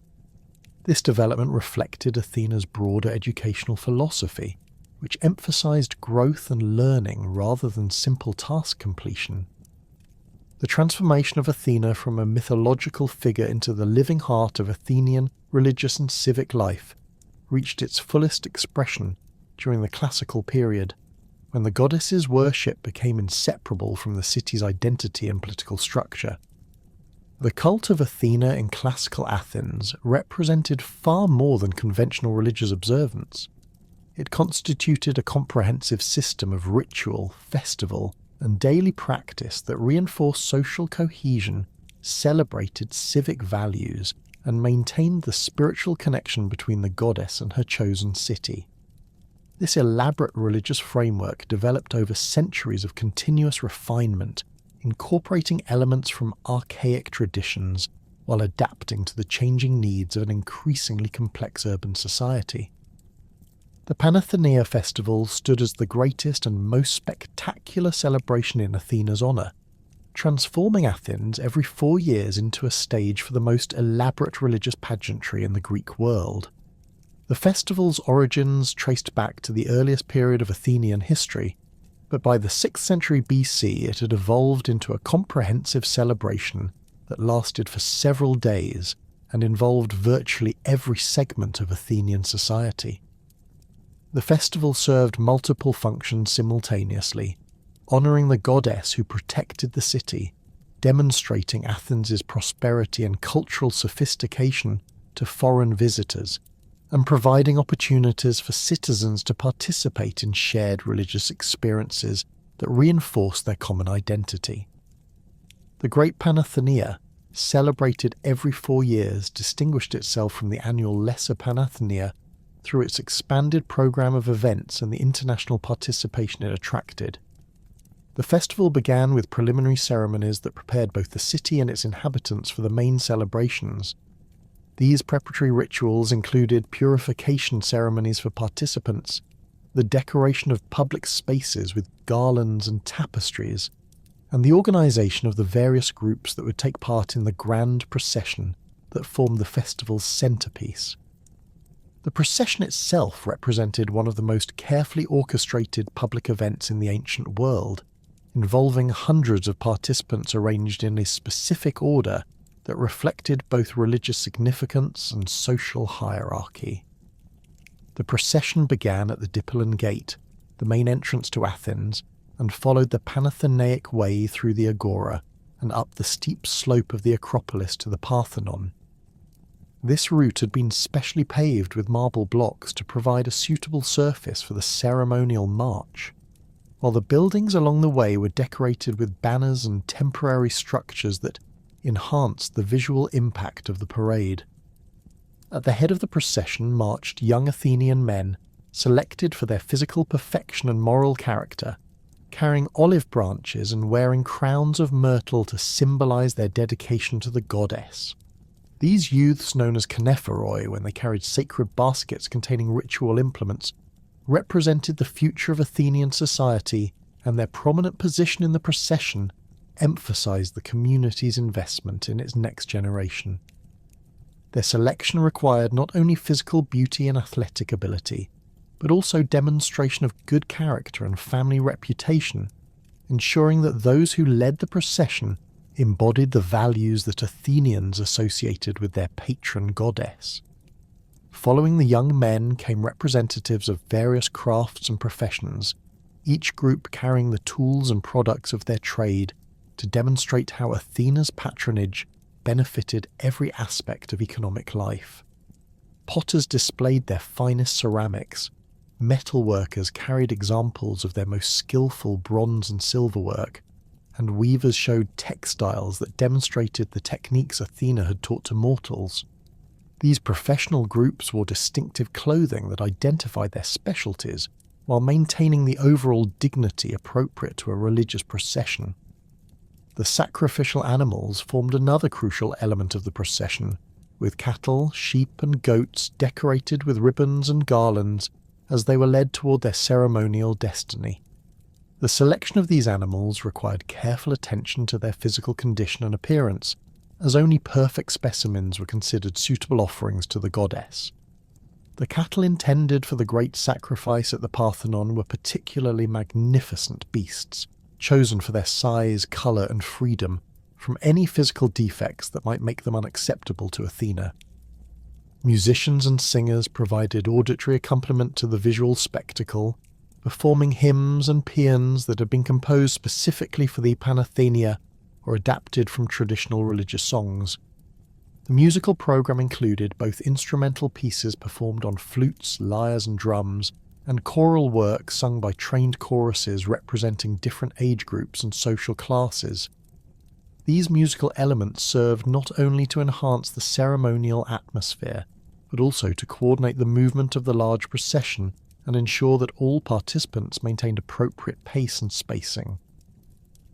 The presentation of the peplos represented the emotional and spiritual climax of the Panathenaic procession, embodying the community's collective devotion to their patron goddess through the creation and offering of the most elaborate textile work produced in the ancient world. The peplos was not simply a garment, but a masterpiece of weaving art that required months of preparation and represented the combined skills of Athens' most accomplished textile workers. The creation of each new peplos began immediately after the previous festival, ensuring that the 4-year production cycle allowed sufficient time for the complex work required. The peplos itself measured approximately 12 by 18 feet, making it large enough to serve as a ceremonial robe for the massive gold and ivory statue of Athena housed within the Parthenon. The base fabric was woven from the finest wool available, dyed in the deep saffron yellow that had become traditional for this sacred garment. The weaving process required the coordination of multiple skilled workers operating under the supervision of a master weaver who ensured consistency in tension, pattern, and colour throughout the enormous textile.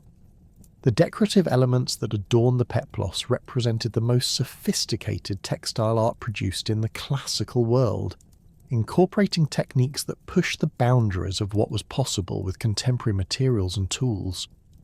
The central design typically depicted scenes from Athena's mythology, with particular emphasis on her birth from Zeus's head and her victory over the giants during the Gigantomachy.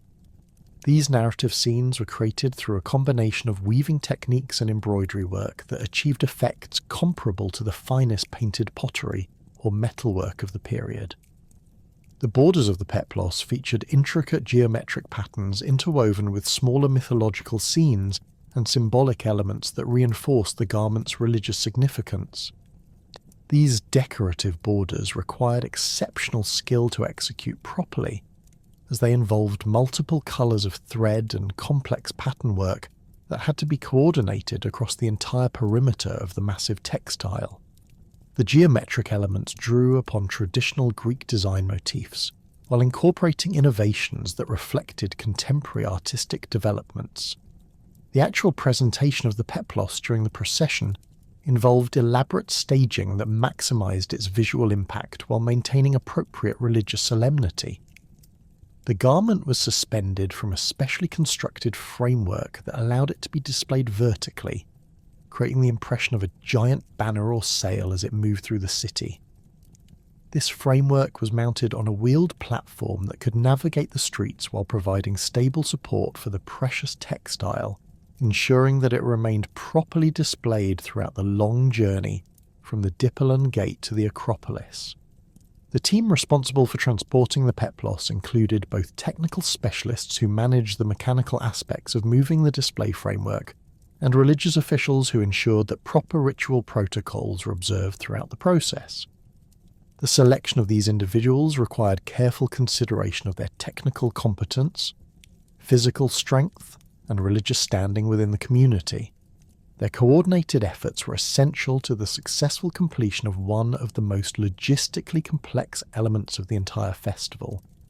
The Orephory represented one of the most distinctive and mysterious aspects of Athena's cult in classical Athens, embodying the goddess's connection to the feminine aspects of religious life, while maintaining sacred mysteries that were never fully revealed to modern understanding.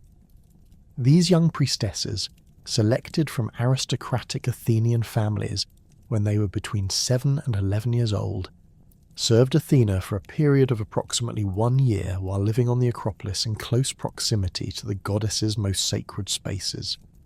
The selection process for the Orephory involved careful evaluation of candidates' family backgrounds, personal character, and physical condition to ensure that only the most suitable girls were chosen for this prestigious religious service. The families of selected Orephory gained considerable social status from their daughters' service, but they also assumed significant financial responsibilities for the costs associated with the girls' maintenance and the various ritual activities they would perform during their tenure. The daily lives of the Orephory centered around their residence in a special building on the Acropolis, constructed specifically for their accommodation and ritual activities. This structure provided living quarters appropriate to their aristocratic backgrounds, while maintaining the isolation from ordinary social contact that their religious duties required. The building included workshops where the girls engaged in textile production, particularly the weaving and embroidery work that formed a central part of their service to Athena. The most important responsibility of the Orephory involved their participation in the creation of the peplos for the Panathenaea, working under the supervision of experienced weavers to master the complex techniques required for this sacred textile. Their involvement in peplos production served both practical and educational purposes, ensuring that the skills necessary for creating these elaborate garments would be transmitted to the next generation while providing the young priestesses with training in the crafts that Athena patronized.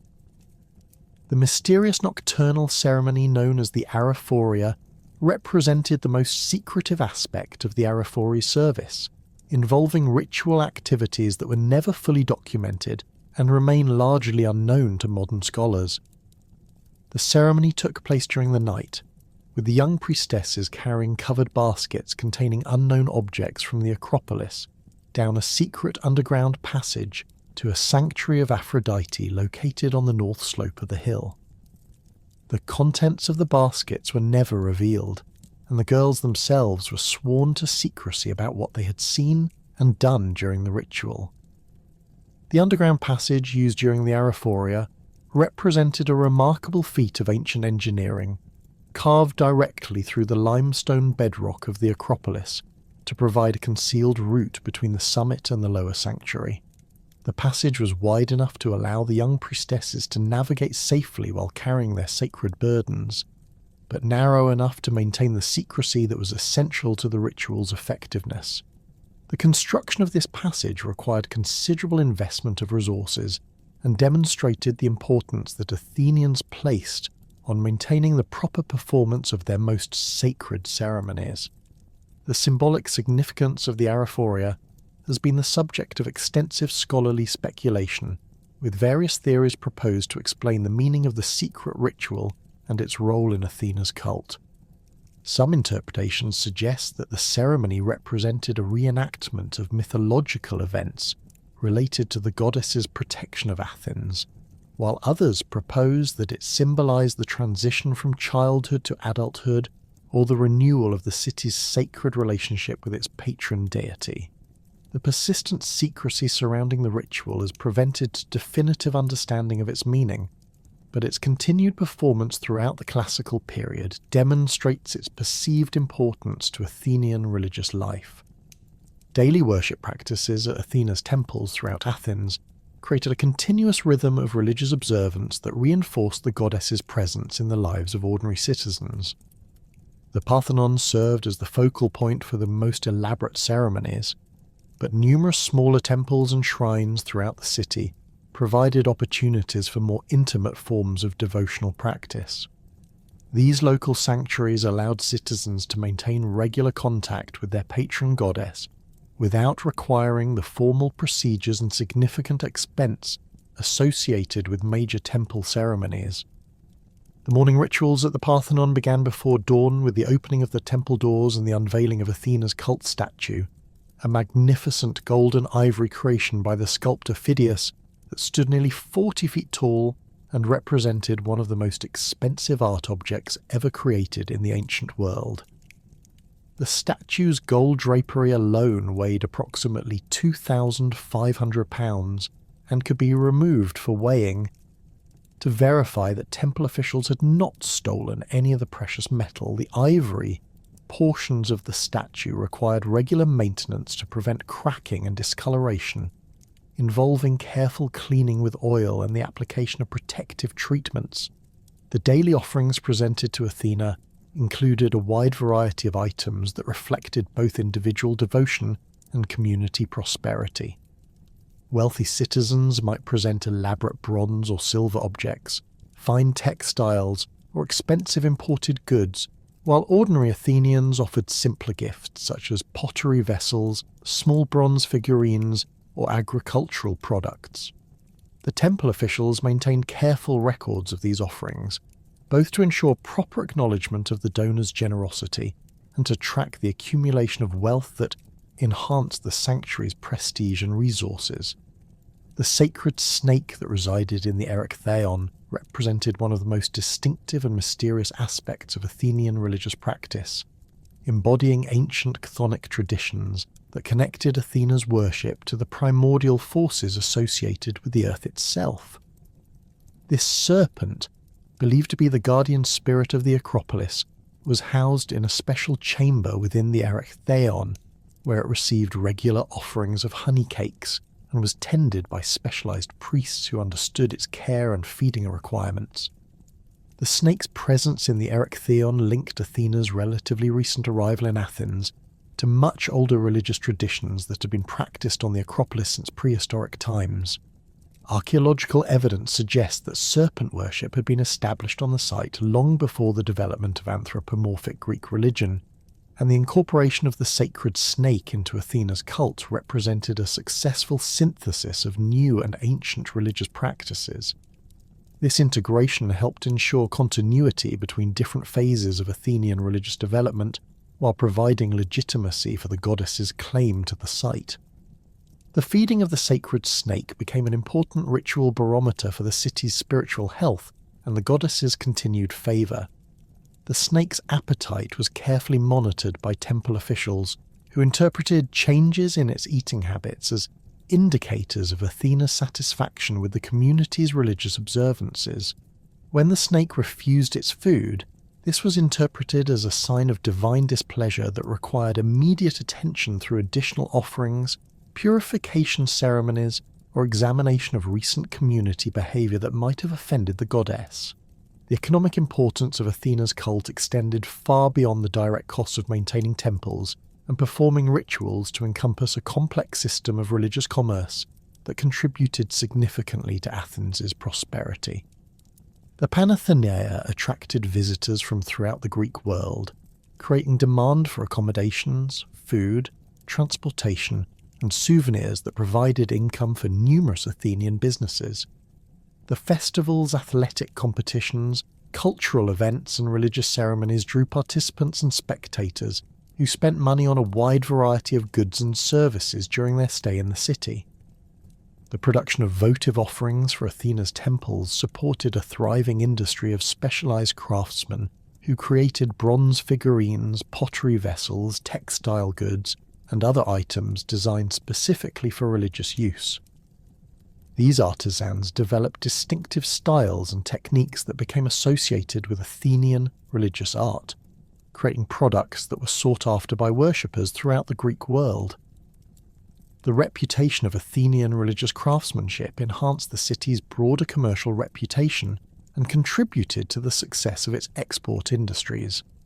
The social importance of Athena's cult in maintaining Athenian civic identity manifested through the numerous ways that religious participation reinforced community membership and social cohesion.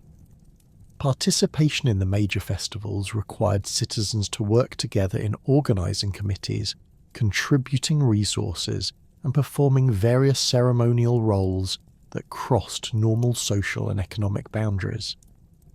These collaborative efforts created bonds between citizens who might otherwise have limited contact with each other, fostering the sense of shared identity that was essential to democratic political participation. The cult's emphasis on wisdom, strategic thinking, and skilled craftsmanship provided ideological support for Athenian political and cultural values that distinguished the city from its rivals. Athens' reputation for intellectual achievement, artistic excellence, and democratic innovation aligned closely with the qualities that Athenians associated with their patron goddess, creating a mutually reinforcing relationship between religious belief and civic pride. The goddess's protection of the city validated Athenian claims to cultural superiority, while Athenian achievements demonstrated the benefits of divine patronage to potential converts and allies throughout the Greek world. The religious fervour that permeated Athenian society found its most magnificent architectural expression in the construction of the Parthenon between 447 and 432 BC, a project that represented not merely temple building but the creation of the ultimate statement of Athenian devotion to their patron goddess. Under the leadership of Pericles, who understood that great cities required great monuments to match their ambitions, Athens embarked upon the most expensive and technically challenging construction project in Greek history. The decision to build the Parthenon emerged from a complex intersection of the religious obligation, political necessity, and cultural ambition that reflected the city's emergence as the dominant power in the Aegean world following their victory over the Persians. The financing of the Parthenon construction drew upon the tribute payments collected from Athens' allied city-states through the Delian League, a controversial decision that sparked significant debate both within Athens and among its allies. The annual tribute of approximately 460 talents provided the financial foundation necessary for such an ambitious undertaking, but the diversion of these funds from military purposes to architectural projects required careful political management. Pericles justified this expenditure by arguing that the construction would provide employment for Athenian citizens, while creating a permanent monument to the collective achievements of the Greek world in resisting Persian domination. The selection of the Acropolis's highest point for the new temple required the demolition of an earlier Parthenon that had been destroyed during the Persian sack of Athens in 480 BC. The ruins of this predecessor structure, known as the Older Parthenon, provided both practical building materials and symbolic continuity with previous generations' devotion to Athena. The architects Titaness and Callicrates incorporated elements from the destroyed temple into their new design while developing innovations that would establish new standards for Greek architectural achievement. The Parthenon's construction employed approximately 13,400 tons of Pentelic marble quarried from Mount Pentelikis, located about 10 miles northeast of Athens. This particular marble was selected for its exceptional quality, fine grain, and distinctive golden colour that would become characteristic of the building's appearance. The transportation of such massive quantities of stone require the development of specialised equipment and techniques, including heavy wagons capable of carrying blocks weighing several tons each, and road improvements necessary to handle the increased traffic between the quarries and the construction site. The temple's foundation required extensive preparation of the Acropolis bedrock, involving the levelling of irregular limestone surfaces and the creation of a perfectly horizontal platform capable of supporting the enormous weight of the marble superstructure. The foundation blocks, some weighing more than 10 tons each, were fitted together with such precision that no mortar was required to maintain structural integrity. Iron clamps and dowels secured the joints between blocks, while lead was poured into the clamp channels to prevent corrosion and provide additional security against seismic activity. The Parthenon's architectural design incorporated subtle mathematical refinements that corrected for optical illusions while creating visual effects that enhanced the building's apparent perfection.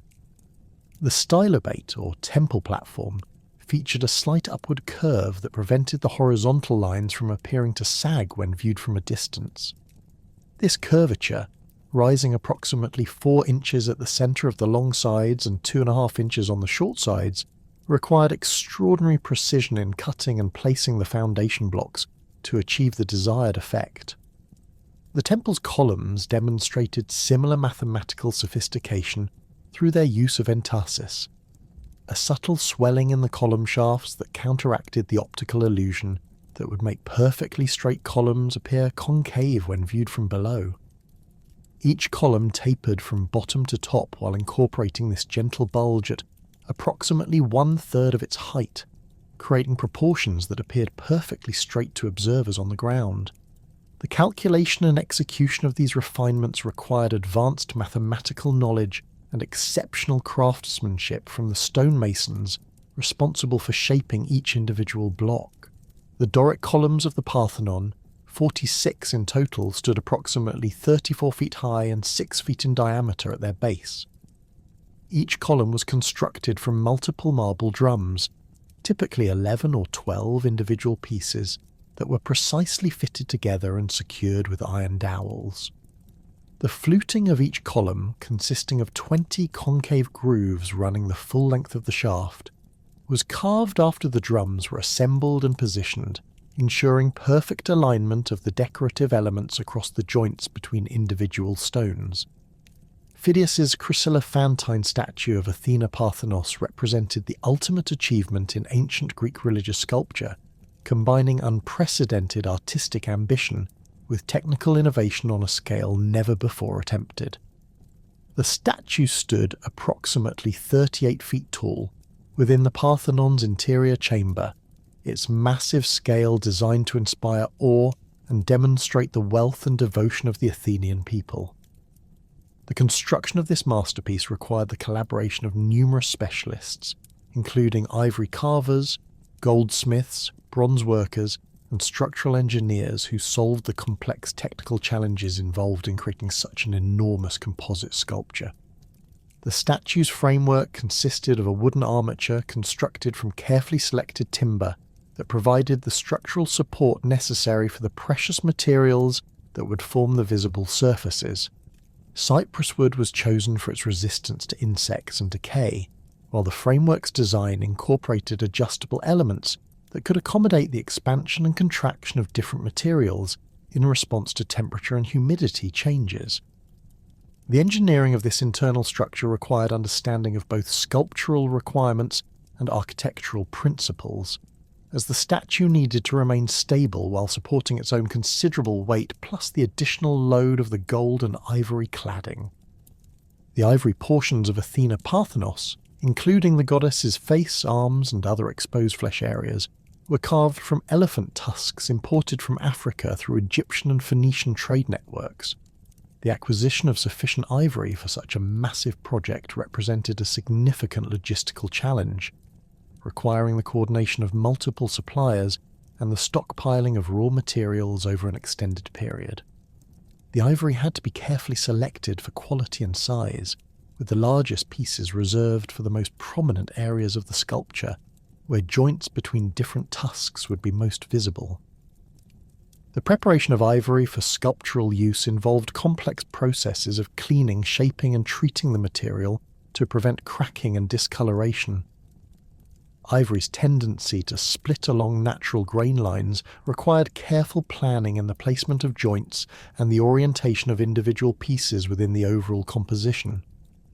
The carvers developed specialized techniques for joining separate pieces of ivory, using dowels, adhesives, and mechanical fasteners that would remain invisible in the finished work while providing the structural integrity necessary for long-term preservation.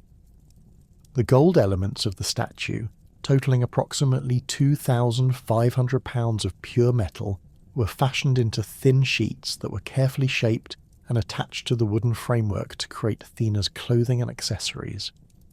The gold was worked using repousse techniques that created three-dimensional relief decoration, depicting mythological scenes and symbolic motifs appropriate to the goddess's divine attributes.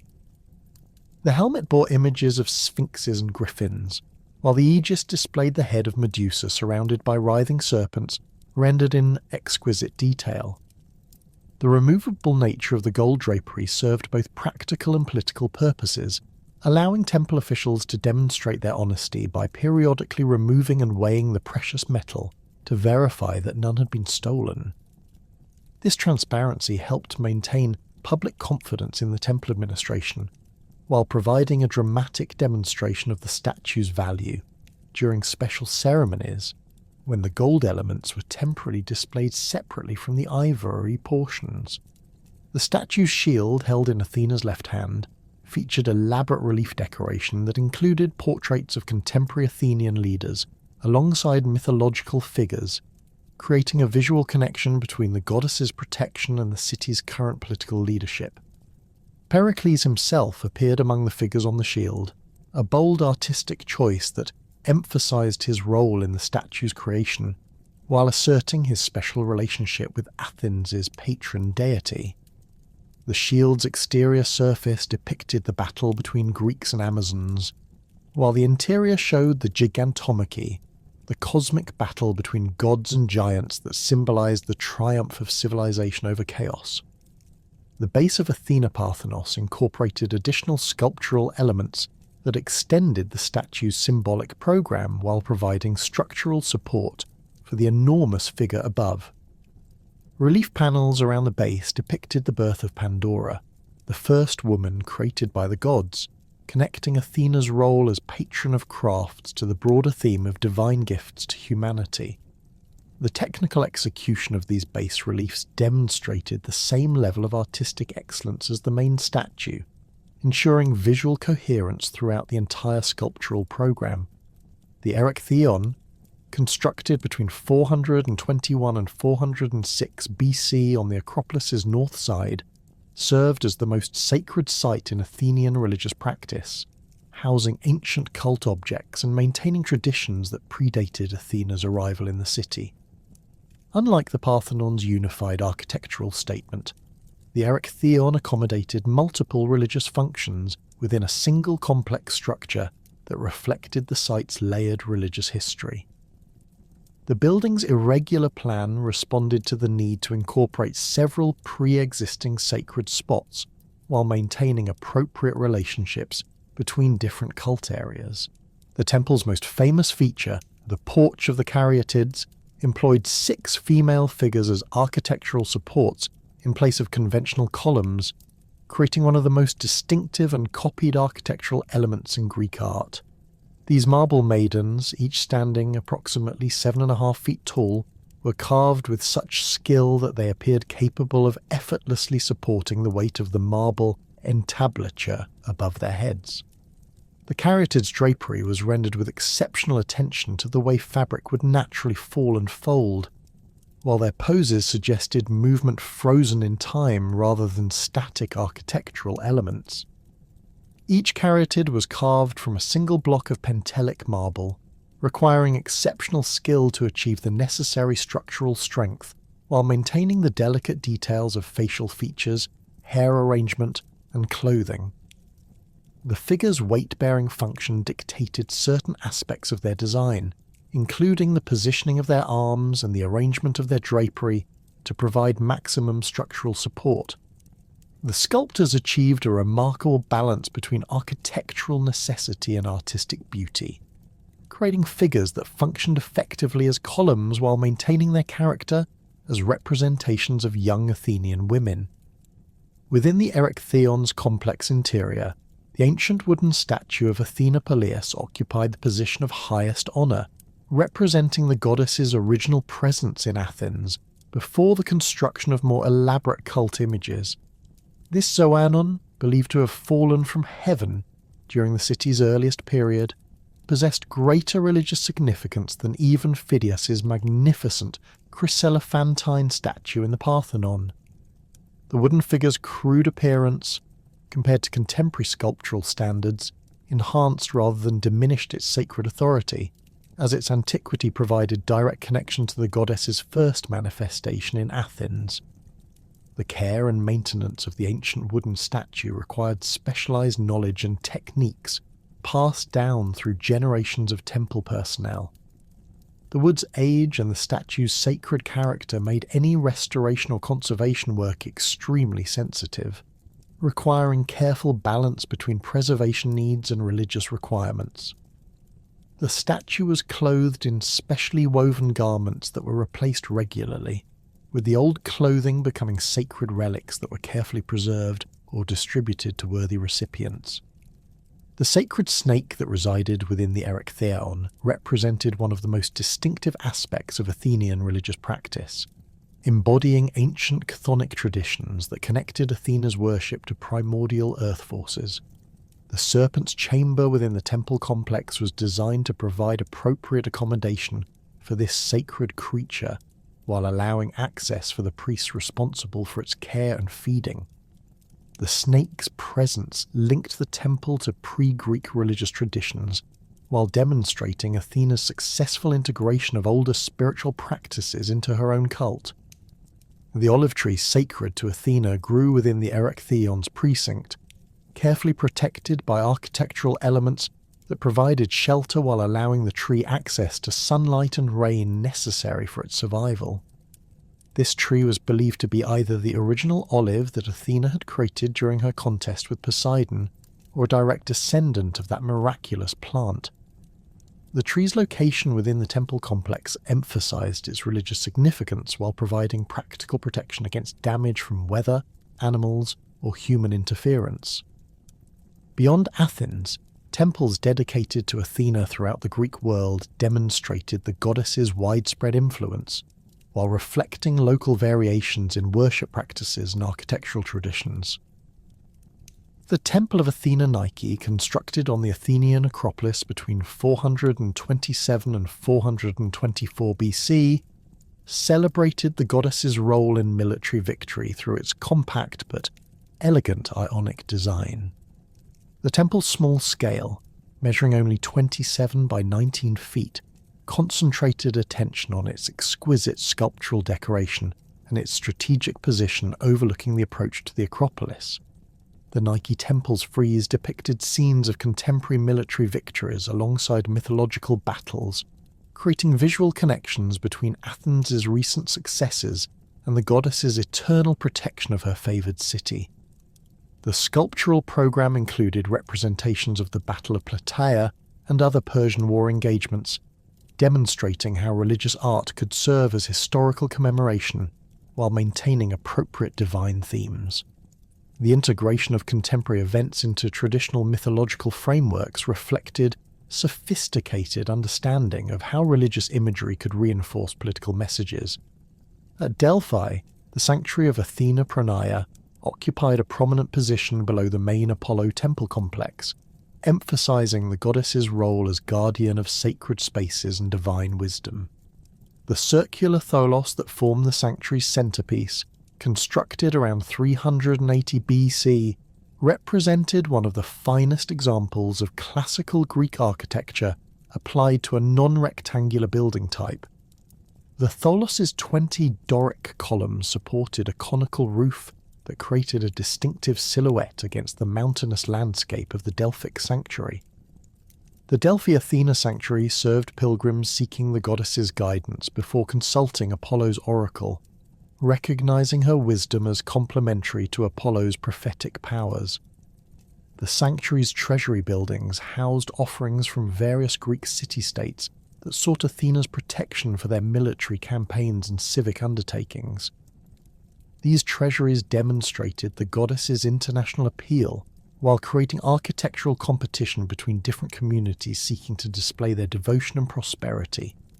The Temple of Athena at Aegina, dating to approximately 500 BC, showcased early developments in Greek temple sculpture through its innovative pediment compositions depicting the Trojan War. The temple's sculptural program emphasized Athena's role in the conflict, while demonstrating how mythological narratives could be adapted to architectural contexts. The pediment figures were carved with exceptional attention to anatomical accuracy and emotional expression, establishing artistic standards that would influence Greek sculpture for generations. In Sicily, the Temple of Athena in Syracuse incorporated elements of the earlier Greek temple into a Christian church during the Byzantine period, creating one of the most remarkable examples of architectural continuity and religious transformation in the Mediterranean world.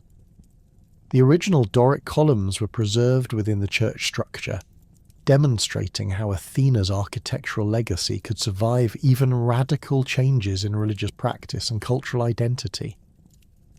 The intellectual revolution that swept through Athens during the 5th and 4th centuries BC transformed Athena from a primarily religious figure into a central symbol within sophisticated philosophical systems that sought to understand the nature of reality, knowledge, and human existence. Greek philosophers, beginning with the pre-Socratics and reaching full development in the works of Plato and Aristotle, recognized in Athena's traditional attributes a rich source of metaphorical and conceptual material that could illuminate fundamental questions about the relationship between divine wisdom and human understanding.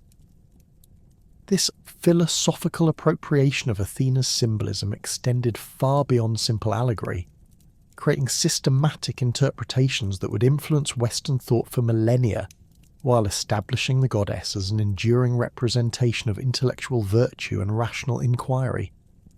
Plato's engagement with Athena as a philosophical symbol emerged most prominently in his cosmological dialogues, where the goddess served as a representation of divine reason operating within the material universe. In the Timaeus, written around 360 BC, Plato presented his most comprehensive account of cosmic creation, describing how a divine craftsman, the demiurge, shaped the physical world according to eternal mathematical principles. Within this framework, Athena represented the intelligent design that governed natural processes, embodying the rational order that made the universe comprehensible to human minds capable of philosophical investigation. Plato's Timaeus described the creation of the world soul as a mathematical harmony that enabled the cosmos to function as a living, intelligent organism. Athena's association with this cosmic intelligence reflected her traditional role as goddess of wisdom, while elevating her significance to universal proportions. The dialogue presented the physical universe as the product of rational planning rather than random chance, with Athena symbolizing the divine mind that conceived and implemented the mathematical relationships governing celestial motions, elemental interactions, and the emergence of life itself. The goddess's birth from Zeus's head provided Plato with a powerful metaphor for understanding how divine wisdom manifested within the created order. Just as Athena emerged fully formed from the supreme god's intellect, cosmic reason appeared as a complete system of natural laws that required no gradual development or external modification. This interpretation suggested that the rational principles governing the universe existed eternally within divine consciousness, becoming manifest through the creative act that brought the physical cosmos into existence. Plato's Critias, the unfinished sequel to the Timaeus, developed these themes through its account of ancient Athens and the lost civilization of Atlantis. In this dialogue, Athena appeared as the divine patron who had guided the prehistoric Athenians in establishing an ideal society based on wisdom and justice. The goddess had supposedly selected the Attic region for her special protection, because its climate and geography would produce inhabitants naturally inclined toward philosophical contemplation and military virtue, demonstrating how divine intelligence worked through natural causation to achieve beneficial outcomes.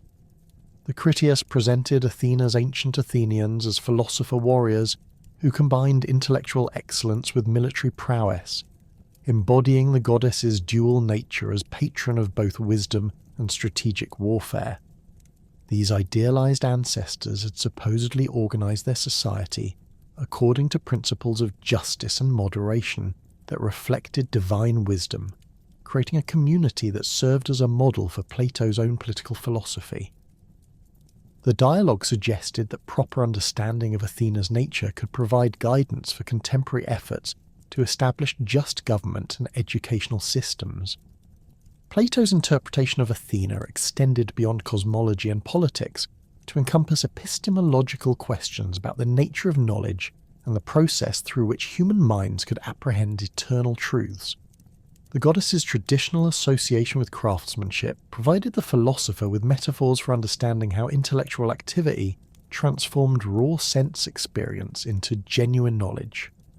Just as skilled artisans used tools and techniques to shape materials according to preconceived plans, human reason employed logical methods to discover the mathematical relationships and conceptual structures underlying apparent reality. The academy that Plato established in Athens around 387 BC incorporated devotional practices honouring Athena alongside its philosophical curriculum, recognising the goddess as patron of the intellectual virtues that students were expected to develop. The school's location in a grove sacred to the hero Academus reflected traditional Greek educational practices that combined religious observance with scholarly instruction, while its dedication to mathematical and dialectical studies embodied Athena's association with systematic thinking and rational analysis. Aristotle's approach to Athena as a philosophical symbol differed significantly from his teacher's metaphysical interpretations, focusing instead on practical wisdom and the intellectual virtues necessary for effective action in the material world. The Aristotelian concept of phronesis, usually translated as practical wisdom or prudence, aligned closely with traditional understandings of Athena's guidance of heroes and statesmen, emphasizing the application of rational analysis to specific situations requiring decision and action.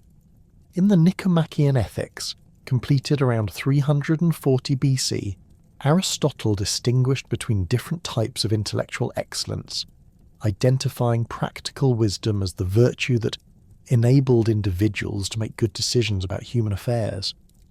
This capacity differed from theoretical wisdom, which concerned itself with eternal truths and universal principles, and from technical skill, which focused on the production of specific objects or outcomes.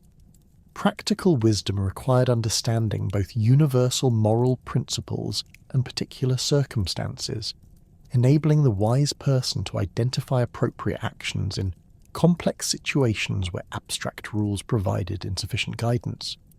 Athena's role in guiding heroes like Odysseus provided Aristotle with concrete examples of how practical wisdom operated in challenging circumstances. The goddess's advice to her protégés typically involved careful analysis of available options, consideration of likely consequences, and selection of strategies that balanced immediate needs with long-term objectives. This approach exemplified the deliberative process that Aristotle identified as central to practical wisdom, demonstrating how rational analysis could enhance natural human capacities without replacing personal responsibility for moral choice. The Aristotelian concept of the mean, the balanced position between extremes of excess and deficiency, found natural expression in Athena's approach to warfare and conflict resolution. The goddess consistently favoured strategies that achieved necessary objectives while minimising unnecessary destruction, avoiding both the cowardice that refused to engage legitimate threats and the recklessness that pursued victory regardless of cost. This balanced approach reflected the practical wisdom that recognised courage as the mean between cowardice and foolhardiness, with Athena serving as the divine exemplar of properly calibrated response to challenging situations. Aristotle's Politics, written during the same period as the Ethics, extended these insights to questions of governance and social organisation, presenting Athena as the patron of the type of rational deliberation that enabled communities to make good collective decisions. The goddess's protection of Athens during its classical period demonstrated how divine wisdom could work through human institutions to promote flourishing and justice, while her association with craftsmanship illustrated the importance of technical competence in implementing political decisions effectively.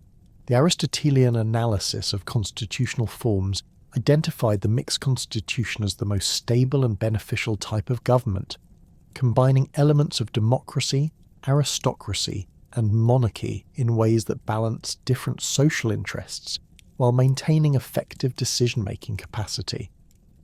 Athena's guidance of Athens during its period of greatest achievement provided historical validation for this theoretical conclusion, suggesting that divine wisdom favoured political arrangements that incorporated multiple perspectives while maintaining unified direction toward common objectives. Stoic philosophers of the Hellenistic period developed these Platonic and Aristotelian insights into a comprehensive philosophical system that placed Athena at the centre of their understanding of cosmic reason and human moral development. The Stoic concept of logos, the rational principle that governed the universe and provided the standard for human conduct, aligned closely with traditional representations of Athena as the embodiment of divine wisdom operating within the material world. Chrysippus of Soli, who led the Stoic school during the 3rd century BC, developed detailed interpretations of traditional mythology that presented the gods as allegorical representations of natural forces and rational principles. Within this framework, Athena symbolized the divine reason that enabled human beings to understand their proper place within the cosmic order and to align their actions with universal justice.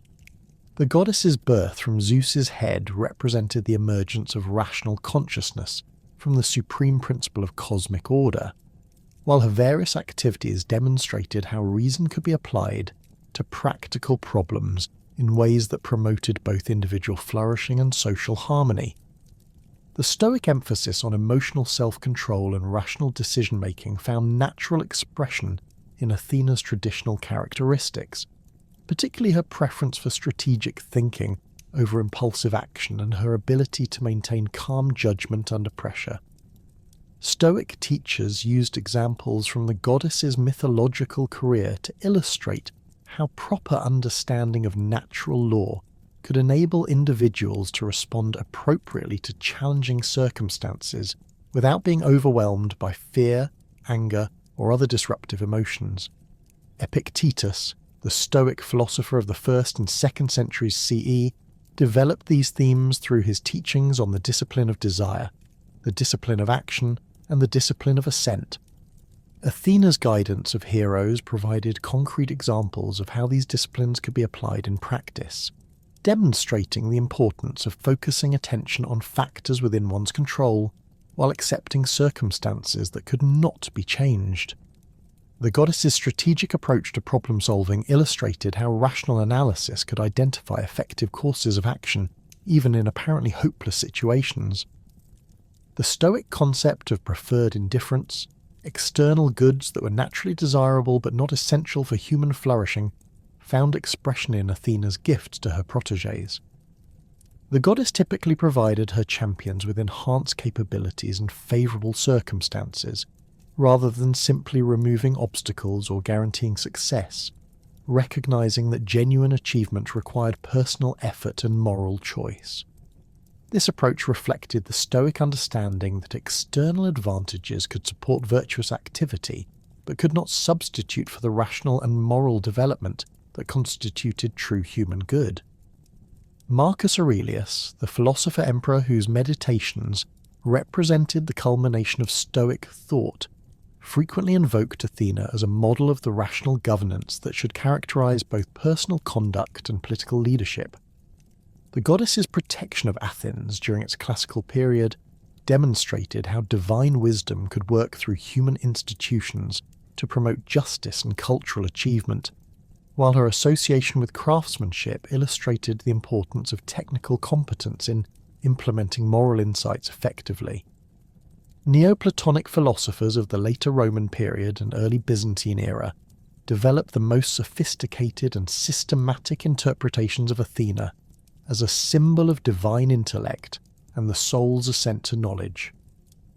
Plotinus, the 3rd century founder of Neoplatonism, presented a comprehensive metaphysical system that traced all reality back to a supreme principle called the One, from which emanated successive levels of being, including intellect, soul, and the material cosmos.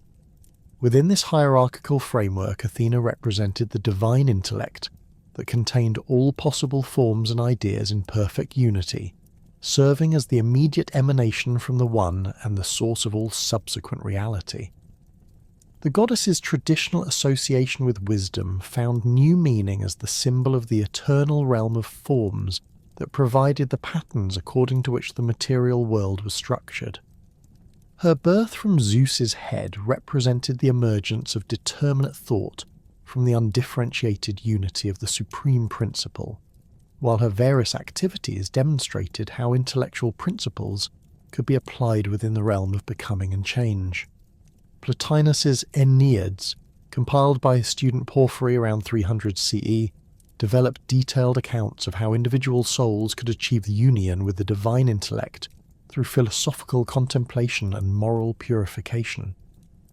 Athena's guidance of heroes provided metaphorical illustrations of this spiritual journey, with the goddess representing the higher aspects of the soul that could direct rational and moral development toward ultimate truth.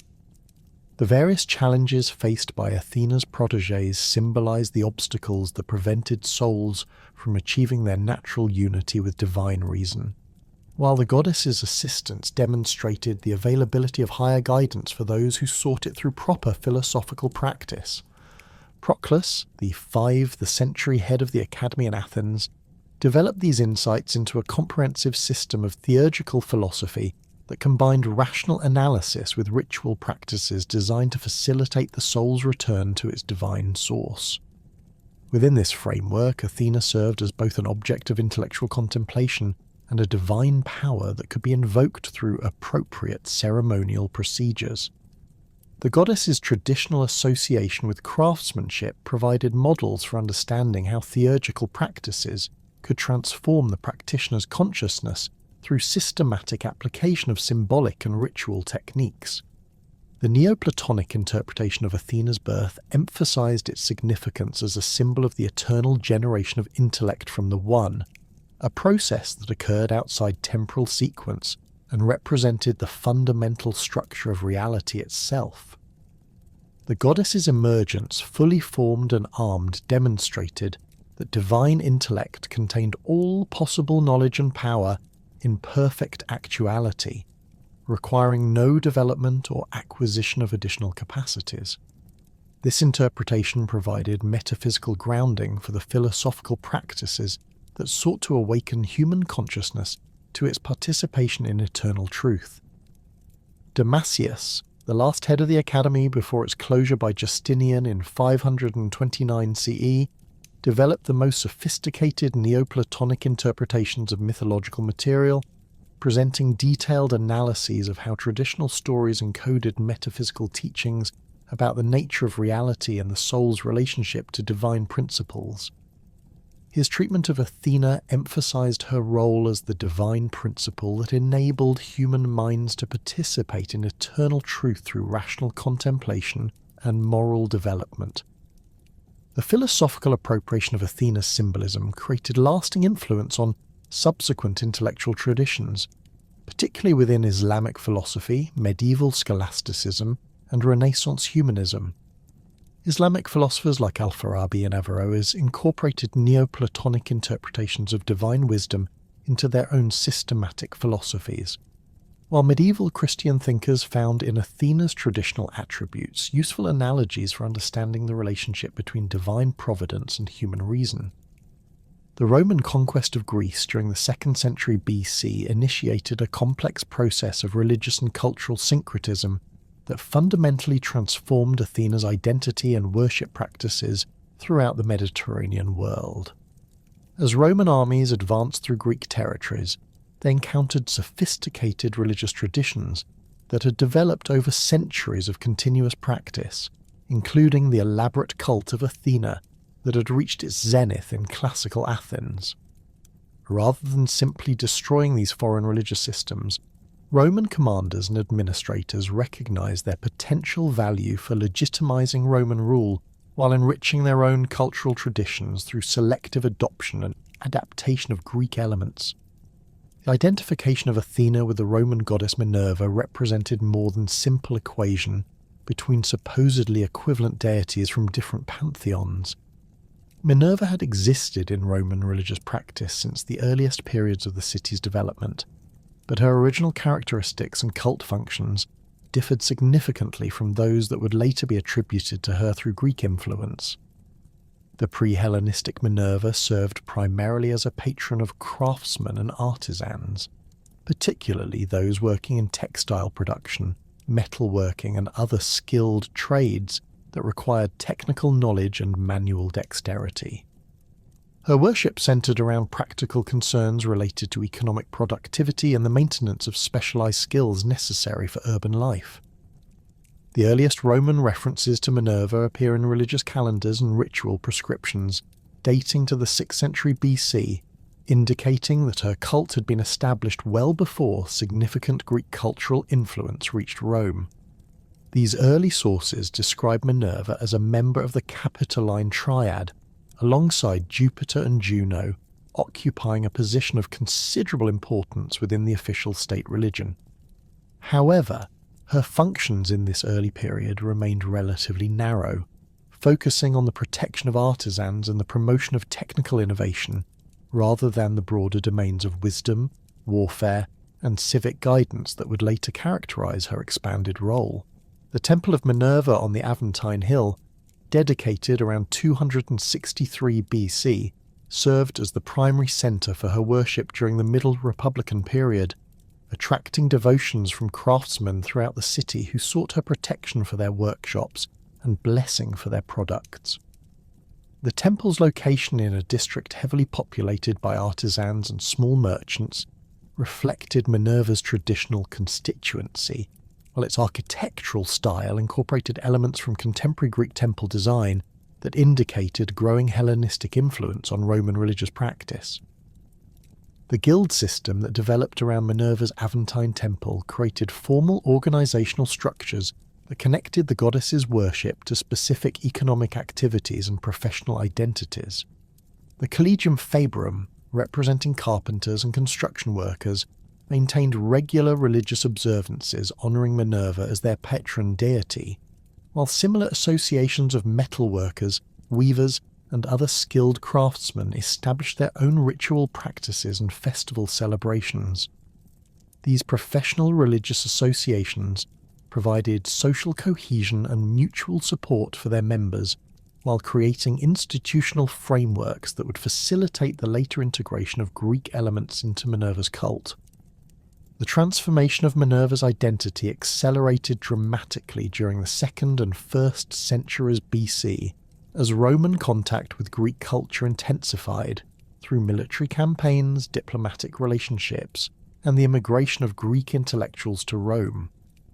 Greek teachers, artists, and philosophers brought with them sophisticated theological and philosophical interpretations of Athena that gradually influenced Roman understanding of their own goddess. This process of cultural synthesis operated through multiple channels, including formal diplomatic exchanges, private educational relationships, and the importation of Greek art objects that depicted Athena in ways that expanded Roman conceptions of Minerva's nature and capabilities. The Roman upper classes proved particularly receptive to Greek intellectual traditions that presented Minerva as a goddess of wisdom and strategic thinking rather than merely technical skill. This expanded understanding aligned with Roman aristocratic values that emphasized education, rhetorical ability, and strategic planning as essential qualifications for political leadership.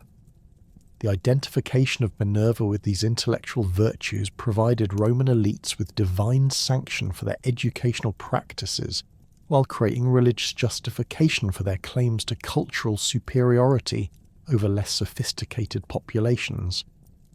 Marcus Tullius Cicero played a crucial role in promoting the Hellenized version of Minerva through his philosophical writings and political speeches, which frequently invoked the goddess as a symbol of the wisdom and strategic thinking that he considered essential for effective governance. Cicero's De Natura Deorum, completed around 45 BC, presented detailed arguments for understanding the gods as representations of natural forces and moral principles, rather than anthropomorphic beings with human-like personalities and limitations. Within this framework, Minerva embodied the rational intelligence that enabled human beings to understand natural law and organize society according to principles of justice and efficiency. Cicero's interpretation of Minerva drew heavily upon Stoic philosophical traditions that had developed sophisticated, allegorical interpretations of traditional mythology, presenting the gods as symbols of cosmic principles rather than independent supernatural agents. This approach allowed educated Romans to maintain traditional religious observances while embracing Greek philosophical insights that might otherwise have conflicted with conventional religious beliefs. Minerva's association with wisdom and strategic planning made her particularly suitable for this type of philosophical interpretation, as her traditional attributes aligned naturally with Stoic concepts of rational governance and moral development. The architectural program initiated by Augustus during the early imperial period reflected and reinforced this expanded understanding of Minerva's significance within Roman culture. The Forum of Augustus, dedicated in 2 BC, included a prominent temple to Mars altar that incorporated extensive sculptural decoration depicting Minerva alongside other deities associated with Roman military success and cultural achievement. The goddess appeared in these sculptural programs not merely as a patron of crafts, but as a divine counselor whose wisdom guided Roman expansion and the establishment of peaceful order throughout the Mediterranean world. The Temple of Minerva in the Forum of Nerva, completed around 97 CE, represented the culmination of imperial efforts to promote the goddess as a symbol of Roman intellectual and cultural superiority. The temple's elaborate sculptural decoration depicted scenes from Minerva's mythology, alongside representations of the liberal arts and intellectual disciplines that had become central to Roman elite education. The building served not only as a religious centre, but as a visual statement about the relationship between divine wisdom and human achievement that validated Roman claims to cultural leadership. The Quinquatrus festival, celebrated annually from March 19th, 23, became the most important religious observance dedicated to Minerva in Roman practice, incorporating elements from both traditional Roman craft celebrations and Greek intellectual traditions. The festival's 5-day duration allowed for a comprehensive program of activities that honoured different aspects of Minerva's expanded portfolio, beginning with traditional craft demonstrations and competitions, and concluding with intellectual contests including rhetoric, poetry, and philosophical disputation. The opening day of Quinquatrus maintained focus on Minerva's traditional role as patron of artisans, featuring processions of guild members carrying examples of their finest work and participating in competitions that demonstrated technical skill and artistic innovation. Carpenters displayed elaborate wooden constructions, metal workers exhibited bronze and silver vessels of exceptional beauty, and textile workers presented fabrics that incorporated complex weaving techniques and exotic materials imported from throughout the empire. These displays served both religious and economic functions, honouring the goddess while providing opportunities for craftsmen to attract customers and establish professional reputations. The second and third days of the festival expanded to include educational activities that reflected Minerva's association with intellectual development and scholarly achievement.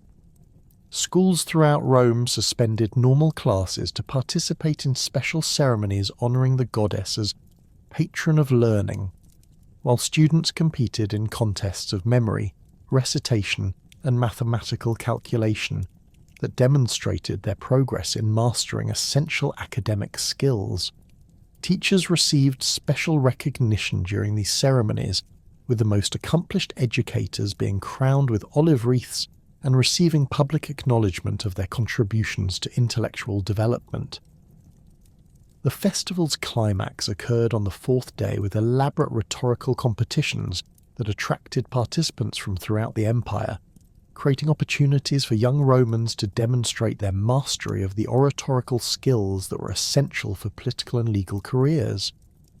These competitions followed formal rules derived from Greek rhetorical traditions while addressing topics specifically relevant to Roman political and legal practice, creating synthesis between Greek educational methods and Roman practical concerns.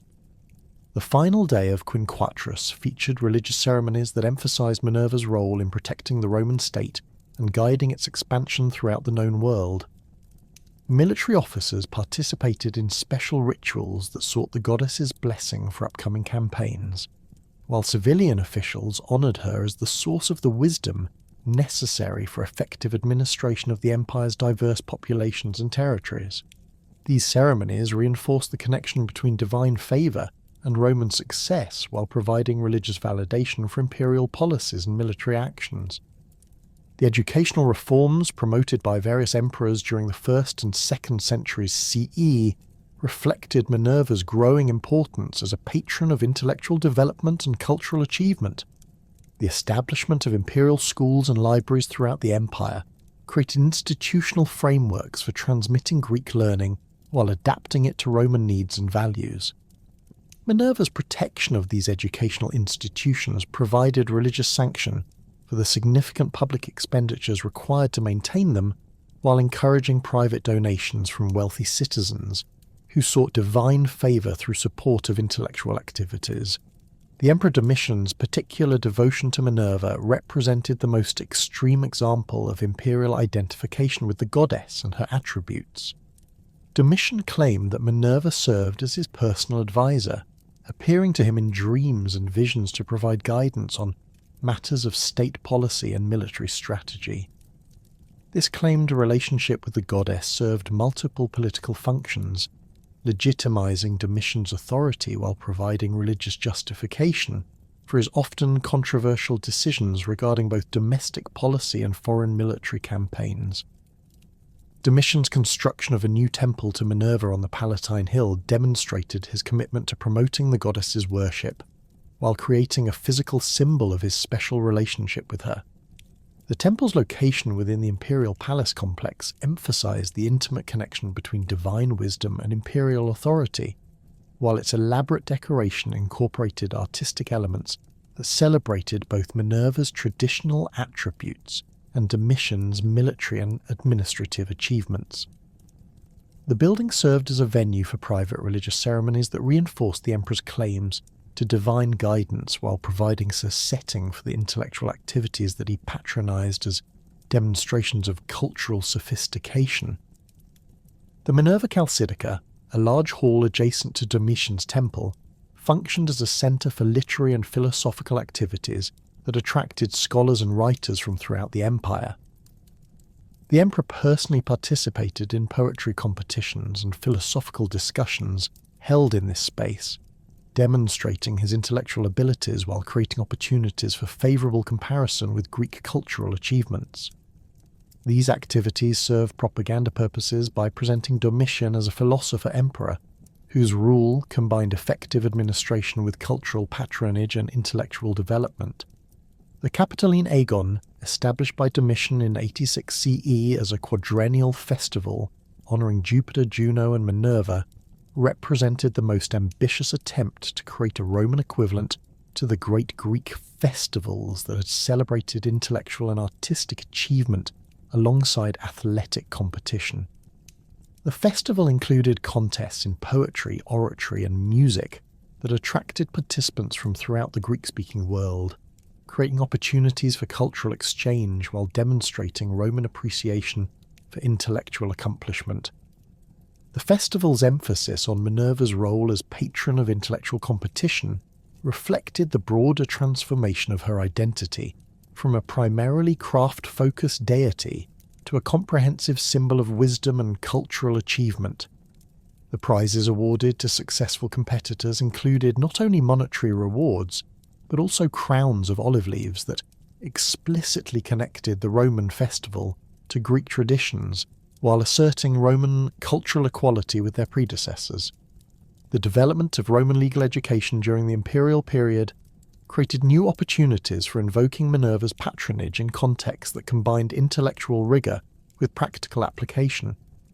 Law schools throughout the empire honoured the goddess as patron of the analytical thinking and rhetorical skills that were essential for legal practice, while legal scholars dedicated their treatises to her as the source of the wisdoms necessary for understanding complex jurisprudential principles.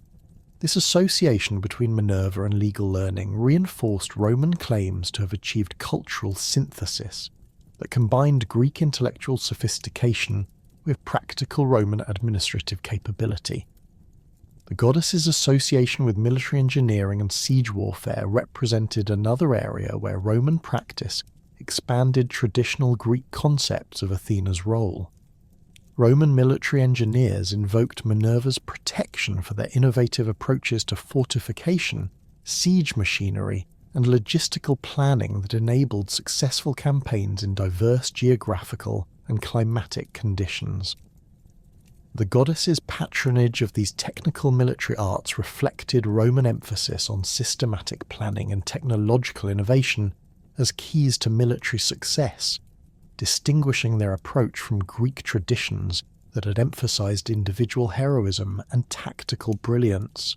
The construction of Trajan's column between 107 and 113 CE included sculptural elements that depicted Minerva guiding Roman military engineers in their construction of bridges, roads, and siege works during the Dacian campaigns. These artistic representations presented the goddess not as a direct participant in combat, but as the divine intelligence that enabled Roman technical superiority and strategic planning. The column's detailed depictions of engineering activities provided visual documentation of Roman military capabilities, while crediting divine wisdom for their innovative solutions to logistical challenges. The spread of Minerva's worship throughout the Roman provinces created opportunities for syncretism with local deities and religious traditions that possessed similar characteristics or functions. In Gaul, Minerva became associated with Celtic goddesses who had served as patrons of craftsmanship and tribal wisdom, creating hybrid religious practices that maintained local cultural elements while incorporating Roman theological concepts. Similar processes occurred in Britain, Germany, and other frontier regions, where Roman military and civilian settlements encountered indigenous populations with their own sophisticated religious traditions. The Romano-Celtic goddess Sulis Minerva, worshipped at the thermal springs in Bath, England, represented one of the most successful examples of this type of religious synthesis. The healing properties of the natural hot springs had attracted Celtic religious attention long before Roman conquest, but the identification of the local deity with Minerva created new interpretive frameworks that combined traditional healing practices with Roman concepts of divine wisdom and technical innovation. The elaborate temple complex that developed at Bath during the 1st and 2nd centuries CE attracted visitors from throughout Britain and continental Europe, who sought both physical healing and spiritual guidance from the syncretic goddess. The transformation of Athena into Minerva thus represented a complex process of cultural adaptation that preserved essential elements of Greek religious tradition while modifying them to serve Roman political, social, and intellectual needs. This process created lasting changes in how divine wisdom was understood and celebrated throughout the Mediterranean world, establishing patterns of religious and cultural synthesis that would continue to influence Western civilization long after the fall of the Roman Empire. The enduring presence of Athena's imagery and symbolism in Western art, literature, and political iconography demonstrates the remarkable persistence of classical mythological concepts across more than 2 millennia of cultural transformation. From the Renaissance revival of classical learning through contemporary artistic and political movements, Athena's representation as the embodiment of wisdom, strategic warfare, and civilized governance has provided successive generations with a powerful symbolic vocabulary for expressing ideals about knowledge, justice, and rational authority. This continuous reinterpretation and adaptation of Athenian imagery reflects both the fundamental appeal of the goddess's core attributes and the flexibility of mythological symbols to accommodate changing cultural values and political circumstances. During the Italian Renaissance of the 14th and 15th centuries, humanist scholars and artists rediscovered classical texts and artistic representations that had been largely forgotten or neglected during the medieval period. The recovery of works by Plato, Aristotle, Cicero, and other ancient authors who'd written extensively about Athena's philosophical significance provided Renaissance intellectuals with sophisticated interpretive frameworks for understanding the goddess as a symbol of divine wisdom operating within human affairs. This scholarly revival coincided with the development of new artistic techniques and patronage systems that enabled unprecedented visual representations of classical themes and mythological subjects. Sandro Botticelli's Pallas and the Centaur, painted around 1482, exemplified the Renaissance approach to Athenian symbolism by presenting the goddess as a figure of civilizing authority who subdued the bestial passions represented by the centaur. The painting's composition emphasized Athena's calm dignity and intellectual superiority over brute force, with the goddess grasping the centaur's hair in a gesture that demonstrated control without violence. Botticelli's treatment reflected contemporary humanist values that emphasized the importance of rational governance and educational cultivation in creating stable, prosperous societies. The goddess appeared in her traditional armor and helmet, but Botticelli's rendering emphasized decorative rather than military aspects of her equipment, transforming symbols of warfare into elegant artistic elements that suggested wisdom's triumph over chaos. The olive branches incorporated into the composition reinforced traditional associations between Athena and peaceful resolution of conflicts, while the Mediterranean landscape background connected the mythological scene to contemporary Italian political concerns about maintaining stability amid competing city-state rivalries. Andrea Mantegna's Minerva expelling the vices from the Garden of Virtue, completed around 1502, presented an even more elaborate allegorical program that used Athenian imagery to address moral and political questions relevant to Renaissance court culture. The painting depicted Minerva leading a charge against personified vices, including ignorance, ingratitude, and avarice, while virtuous figures sought refuge in a fortified garden representing the protection that wisdom provided against moral corruption. Mantegna's complex iconographic program demonstrated how classical mythology could be adapted to serve contemporary didactic purposes while maintaining connection to ancient sources. The architectural revival of classical forms during the Renaissance incorporated Athenian symbols into building designs that served both aesthetic and ideological functions.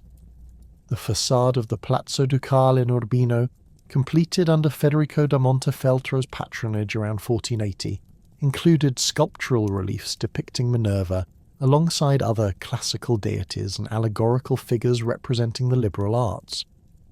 These decorative programs presented the patron as a wise ruler whose court fostered intellectual achievement and cultural refinement comparable to ancient Athens under Pericles. The development of emblem books during the 16th century created systematic visual vocabularies that codified the symbolic meanings associated with Athenian imagery for educated European audiences.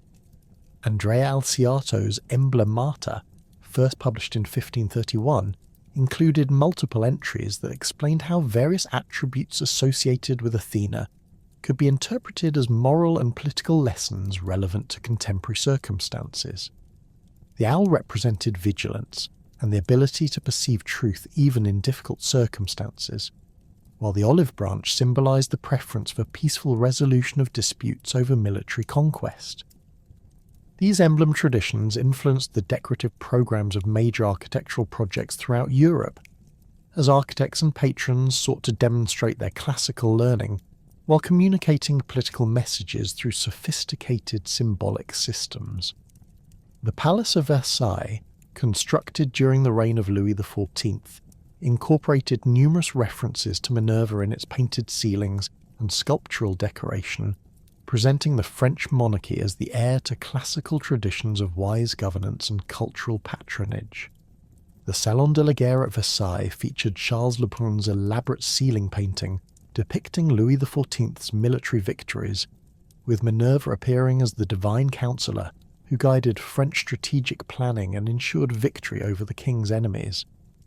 The goddess's presence in this context served multiple propaganda purposes, suggesting that French military success resulted from superior intelligence and planning rather than mere force, while connecting Louis XIV's reign to classical precedents for philosopher kings who combined military prowess with intellectual achievement. The political upheavals of the 18th century created new contexts for invoking Athenian symbolism, as revolutionary movements throughout Europe and America sought to legitimize their challenges to established authority by appealing to classical precedents for democratic governance and rational political organization. The American Revolution drew extensively upon classical republican traditions that presented Athens as a model for citizen participation in government, while the French Revolution adopted even more explicit Athenian imagery in its official symbolism and ceremonial practices. The Great Seal of the United States, adopted in 1782, incorporated the owl as a symbol of the wisdom that would guide the new nation's development, while the olive branch held in the eagle's talon represented the preference for peaceful resolution of international disputes.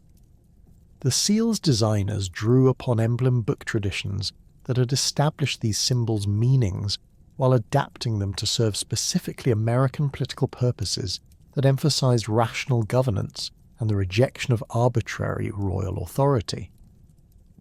The French revolutionary government's adoption of Minerva as an official symbol reflected more dramatic appropriation of classical imagery for radical political purposes.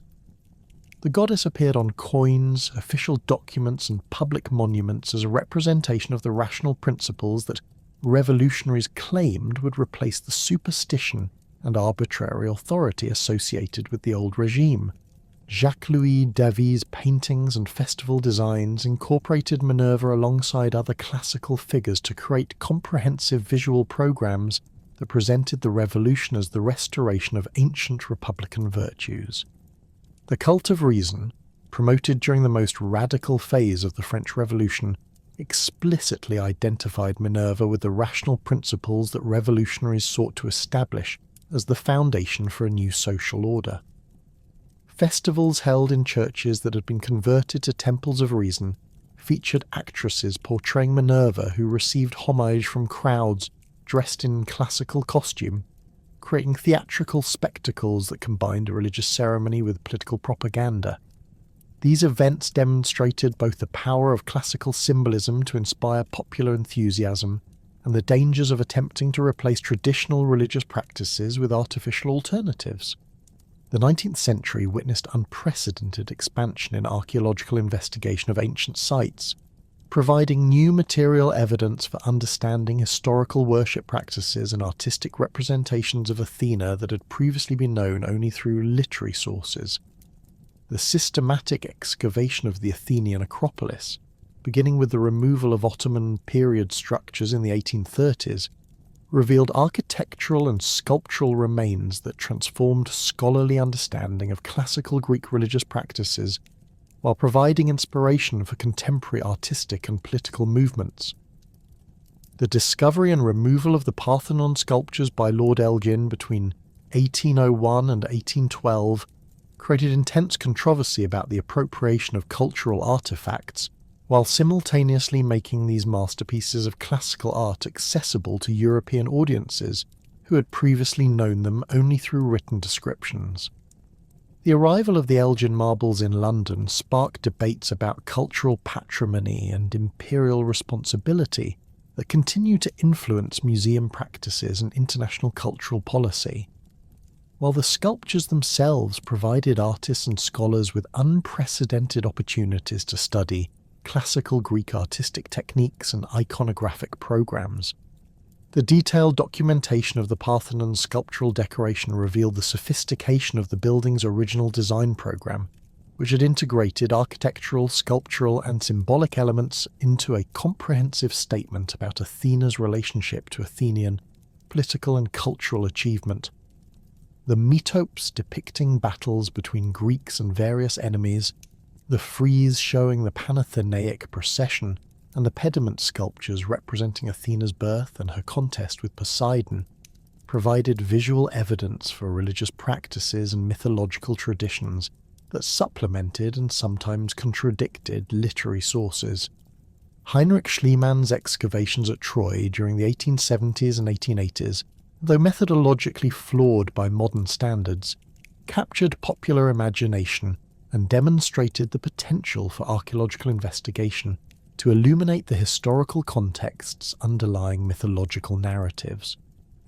Schliemann's claims to have discovered the city described in Homer's epics, where Athena had played such a crucial role in the Greek victory, created new possibilities for understanding the relationship between mythological traditions and historical events, while inspiring artistic and literary works that drew upon both classical sources and contemporary archaeological discoveries. The excavation of the Athenian Agora, beginning in the 1930s under the direction of the American School of Classical Studies, provided comprehensive evidence for daily life in classical Athens, while revealing the physical context within which Athena's worship had been integrated into civic and commercial activities. The discovery of the Stoa of Atalos, the Bouleuterion, and numerous smaller shrines and workshops demonstrated how religious observance had permeated every aspect of Athenian urban life, creating a complex landscape of sacred and secular spaces that reflected the goddess's comprehensive patronage of the community. These archaeological discoveries influenced artistic and architectural movements throughout Europe and America, as designers sought to incorporate authentic classical elements into contemporary projects while demonstrating their scholarly knowledge of ancient precedents.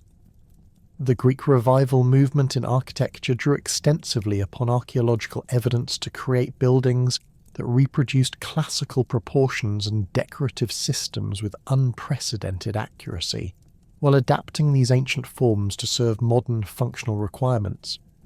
The United States Capitol building's sculptural decoration, completed during the mid-19th century, incorporated numerous references to Minerva that presented the goddess as patron of American democratic institutions and cultural achievement.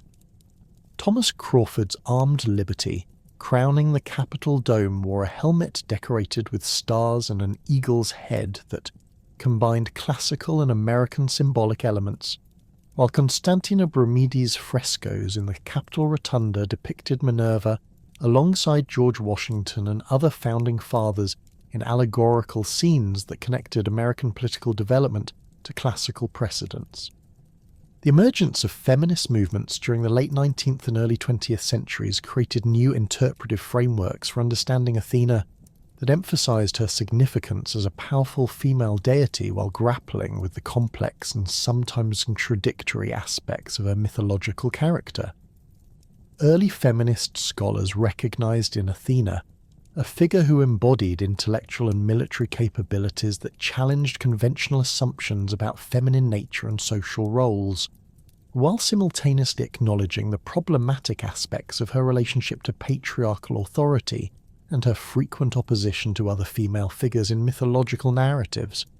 Elizabeth Cady Stanton's The Woman's Bible, published in 1895 and 1898, included commentary on classical mythology that presented Athena as evidence for ancient recognition of feminine wisdom and capability, while criticizing the goddess's subordination to Zeus and her role in punishing other women who challenged male authority. Stanton's analysis reflected the tensions that feminist interpreters encountered in attempting to reclaim classical female figures as positive role models, while acknowledging their embeddedness within patriarchal mythological systems that often reinforced rather than challenged gender hierarchies. The suffrage movement adopted Athena's imagery selectively, emphasizing her wisdom and strategic capabilities, while de-emphasizing her military aspects and her conflicts with other female figures. Suffrage publications frequently featured illustrations depicting Minerva as patron of women's education and intellectual development, presenting the goddess as divine validation for women's claims to political participation and professional equality. These visual representations typically showed Athena in flowing robes rather than armour, emphasizing her role as teacher and guide rather than warrior. The establishment of women's colleges during the late 19th century created institutional contexts for developing more sophisticated feminist interpretations of classical mythology that acknowledged both the empowering and problematic aspects of figures like Athena. Scholars at institutions like Vassar, Wellesley, and Bryn Mawr produced detailed studies of ancient Greek religion and society that examined the historical contexts within which goddess worship had developed, while analysing how these traditions had been modified to serve patriarchal interests. Jane Ellen Harrison's groundbreaking work Prolegomena to the Study of Greek Religion, published in 1903, presented archaeological and textual evidence suggesting that Athena's classical characteristics had developed through the gradual subordination of earlier, more autonomous goddess figures to the patriarchal Olympic pantheon dominated by Zeus. Harrison's analysis suggested that pre-classical goddess worship had recognized feminine divine power as independent and creative, while the classical mythology familiar from literary sources had transformed these figures into supporters or opponents of male divine authority. This scholarly approach influenced artistic and literary representations of Athena during the early 20th century, as creators sought to recover what they perceived as more authentic or empowering versions of the goddess that preceded her incorporation into patriarchal mythological systems. Virginia Woolf's essays and fiction frequently invoked Athena as a symbol of women's intellectual capabilities, while critiquing the social and educational systems that prevented women from fully developing these capacities. The development of depth psychology during the early 20th century, particularly through the work of Carl Jung and his followers, created new interpretive frameworks for understanding mythological figures like Athena as representations of universal psychological patterns or archetypes that operated within individual consciousness and collective cultural development. Jungian analysis presented Athena as an archetype of the wise woman or anima figure who represented the integration of intellectual and intuitive capabilities within the psyche. This psychological approach to mythology influenced artistic movements throughout the 20th century as painters, sculptors and writers explored the symbolic and emotional resonances of classical figures while adapting them to address contemporary psychological and social concerns. Surrealist artists like Max Ernst and Salvador Dali incorporated Athenian imagery into dreamlike compositions that explored the unconscious dimensions of mythological symbolism, while abstract, expressionist painters used classical references to explore universal themes about wisdom, conflict, and creative transformation. Contemporary feminist scholarship has developed increasingly sophisticated analyses of Athena that acknowledge both her significance as a powerful female deity and the problematic aspects of her mythological character that reflect and reinforce patriarchal values. Modern feminist interpreters recognize that Athena's birth from Zeus's head represents not feminine empowerment, but the appropriation of feminine creative power by masculine authority, while her frequent conflicts with other goddesses and mortal women demonstrate her function as an enforcer of patriarchal order rather than a champion of feminine interests.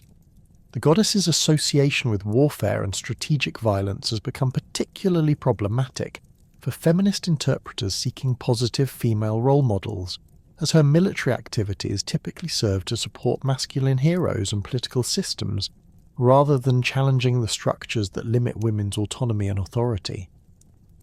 Contemporary feminist analysis emphasizes that Athena's power operates within and reinforces systems of masculine dominance rather than providing alternatives to patriarchal organization of society and culture.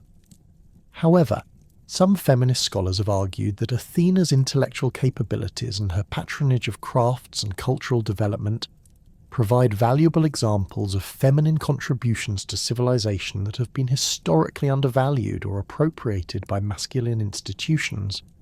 This perspective emphasizes the goddess's role in developing and transmitting practical knowledge and artistic skills, while acknowledging that these contributions have been subordinated to masculine military and political achievements within traditional historical narratives.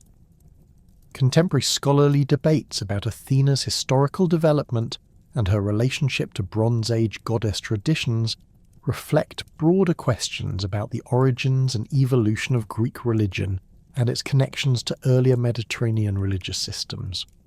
Archaeological evidence from Minoan and Mycenaean sites has revealed sophisticated goddess worship that appears to have recognized feminine divine authority as autonomous and creative, raising questions about how these traditions were transformed during the development of classical Greek religion. Linear B tablets from Mycenaean palace sites include references to deities whose names and characteristics suggest connections to later classical figures, including possible predecessors to Athena. However, the limited nature of this textual evidence and the difficulties involved in interpreting religious practices from archaeological remains alone have prevented definitive conclusions about the specific relationships between Bronze Age and classical Greek religious traditions. Recent scholarship has emphasized the importance of understanding ancient Mediterranean religion as a complex system of cultural exchange and adaptation rather than a series of isolated national traditions. This perspective suggests that figures like Athena developed through centuries of interaction between different cultural groups, incorporating elements from various local traditions while adapting to changing political and social circumstances. The goddess's classical characteristics thus represent the result of long historical processes rather than the preservation of unchanging ancient traditions. The ongoing relevance of Athena's symbolism in contemporary political and cultural discourse demonstrates the continued power of classical mythology to provide meaningful frameworks for understanding current challenges and aspirations. Political movements throughout the world continue to invoke Athenian imagery when seeking to legitimize claims about wisdom, justice, and rational governance, while artists and writers draw upon the goddess's mythological career to explore themes about knowledge, power, and social responsibility. The digital age has created new possibilities for encountering and interpreting Athenian imagery, as online resources make classical texts and archaeological evidence accessible to global audiences, while social media platforms enable rapid sharing and discussion of mythological themes and their contemporary relevance. Video games, graphic novels, and other popular media have introduced Athena to new generations while adapting her characteristics to serve contemporary entertainment and educational purposes. The goddess's enduring significance ultimately reflects the fundamental human need for symbols that can represent the aspiration toward wisdom, justice, and the constructive application of knowledge and power. Athena's complex mythological character, with its combination of empowering and problematic elements, provides a rich source of material for ongoing cultural reflection and creative adaptation. Her legacy continues to evolve as each generation discovers new meanings and applications for the symbolic vocabulary that she represents, ensuring that the goddess who emerged fully formed from Zeus's head more than 2 millennia ago remains a vital presence in contemporary culture and imagination. The transformation of Athena from an ancient religious figure into a universal symbol of wisdom and rational authority demonstrates the remarkable capacity of mythological traditions to transcend their original cultural context while maintaining their essential symbolic power. As humanity continues to grapple with questions about the proper relationship between knowledge and power, individual achievement and social responsibility, and the balance between conflict and cooperation in human affairs, Athena's mythological legacy provides enduring resources for reflection, inspiration, and creative expression that connect contemporary concerns to the deepest traditions of Western civilization.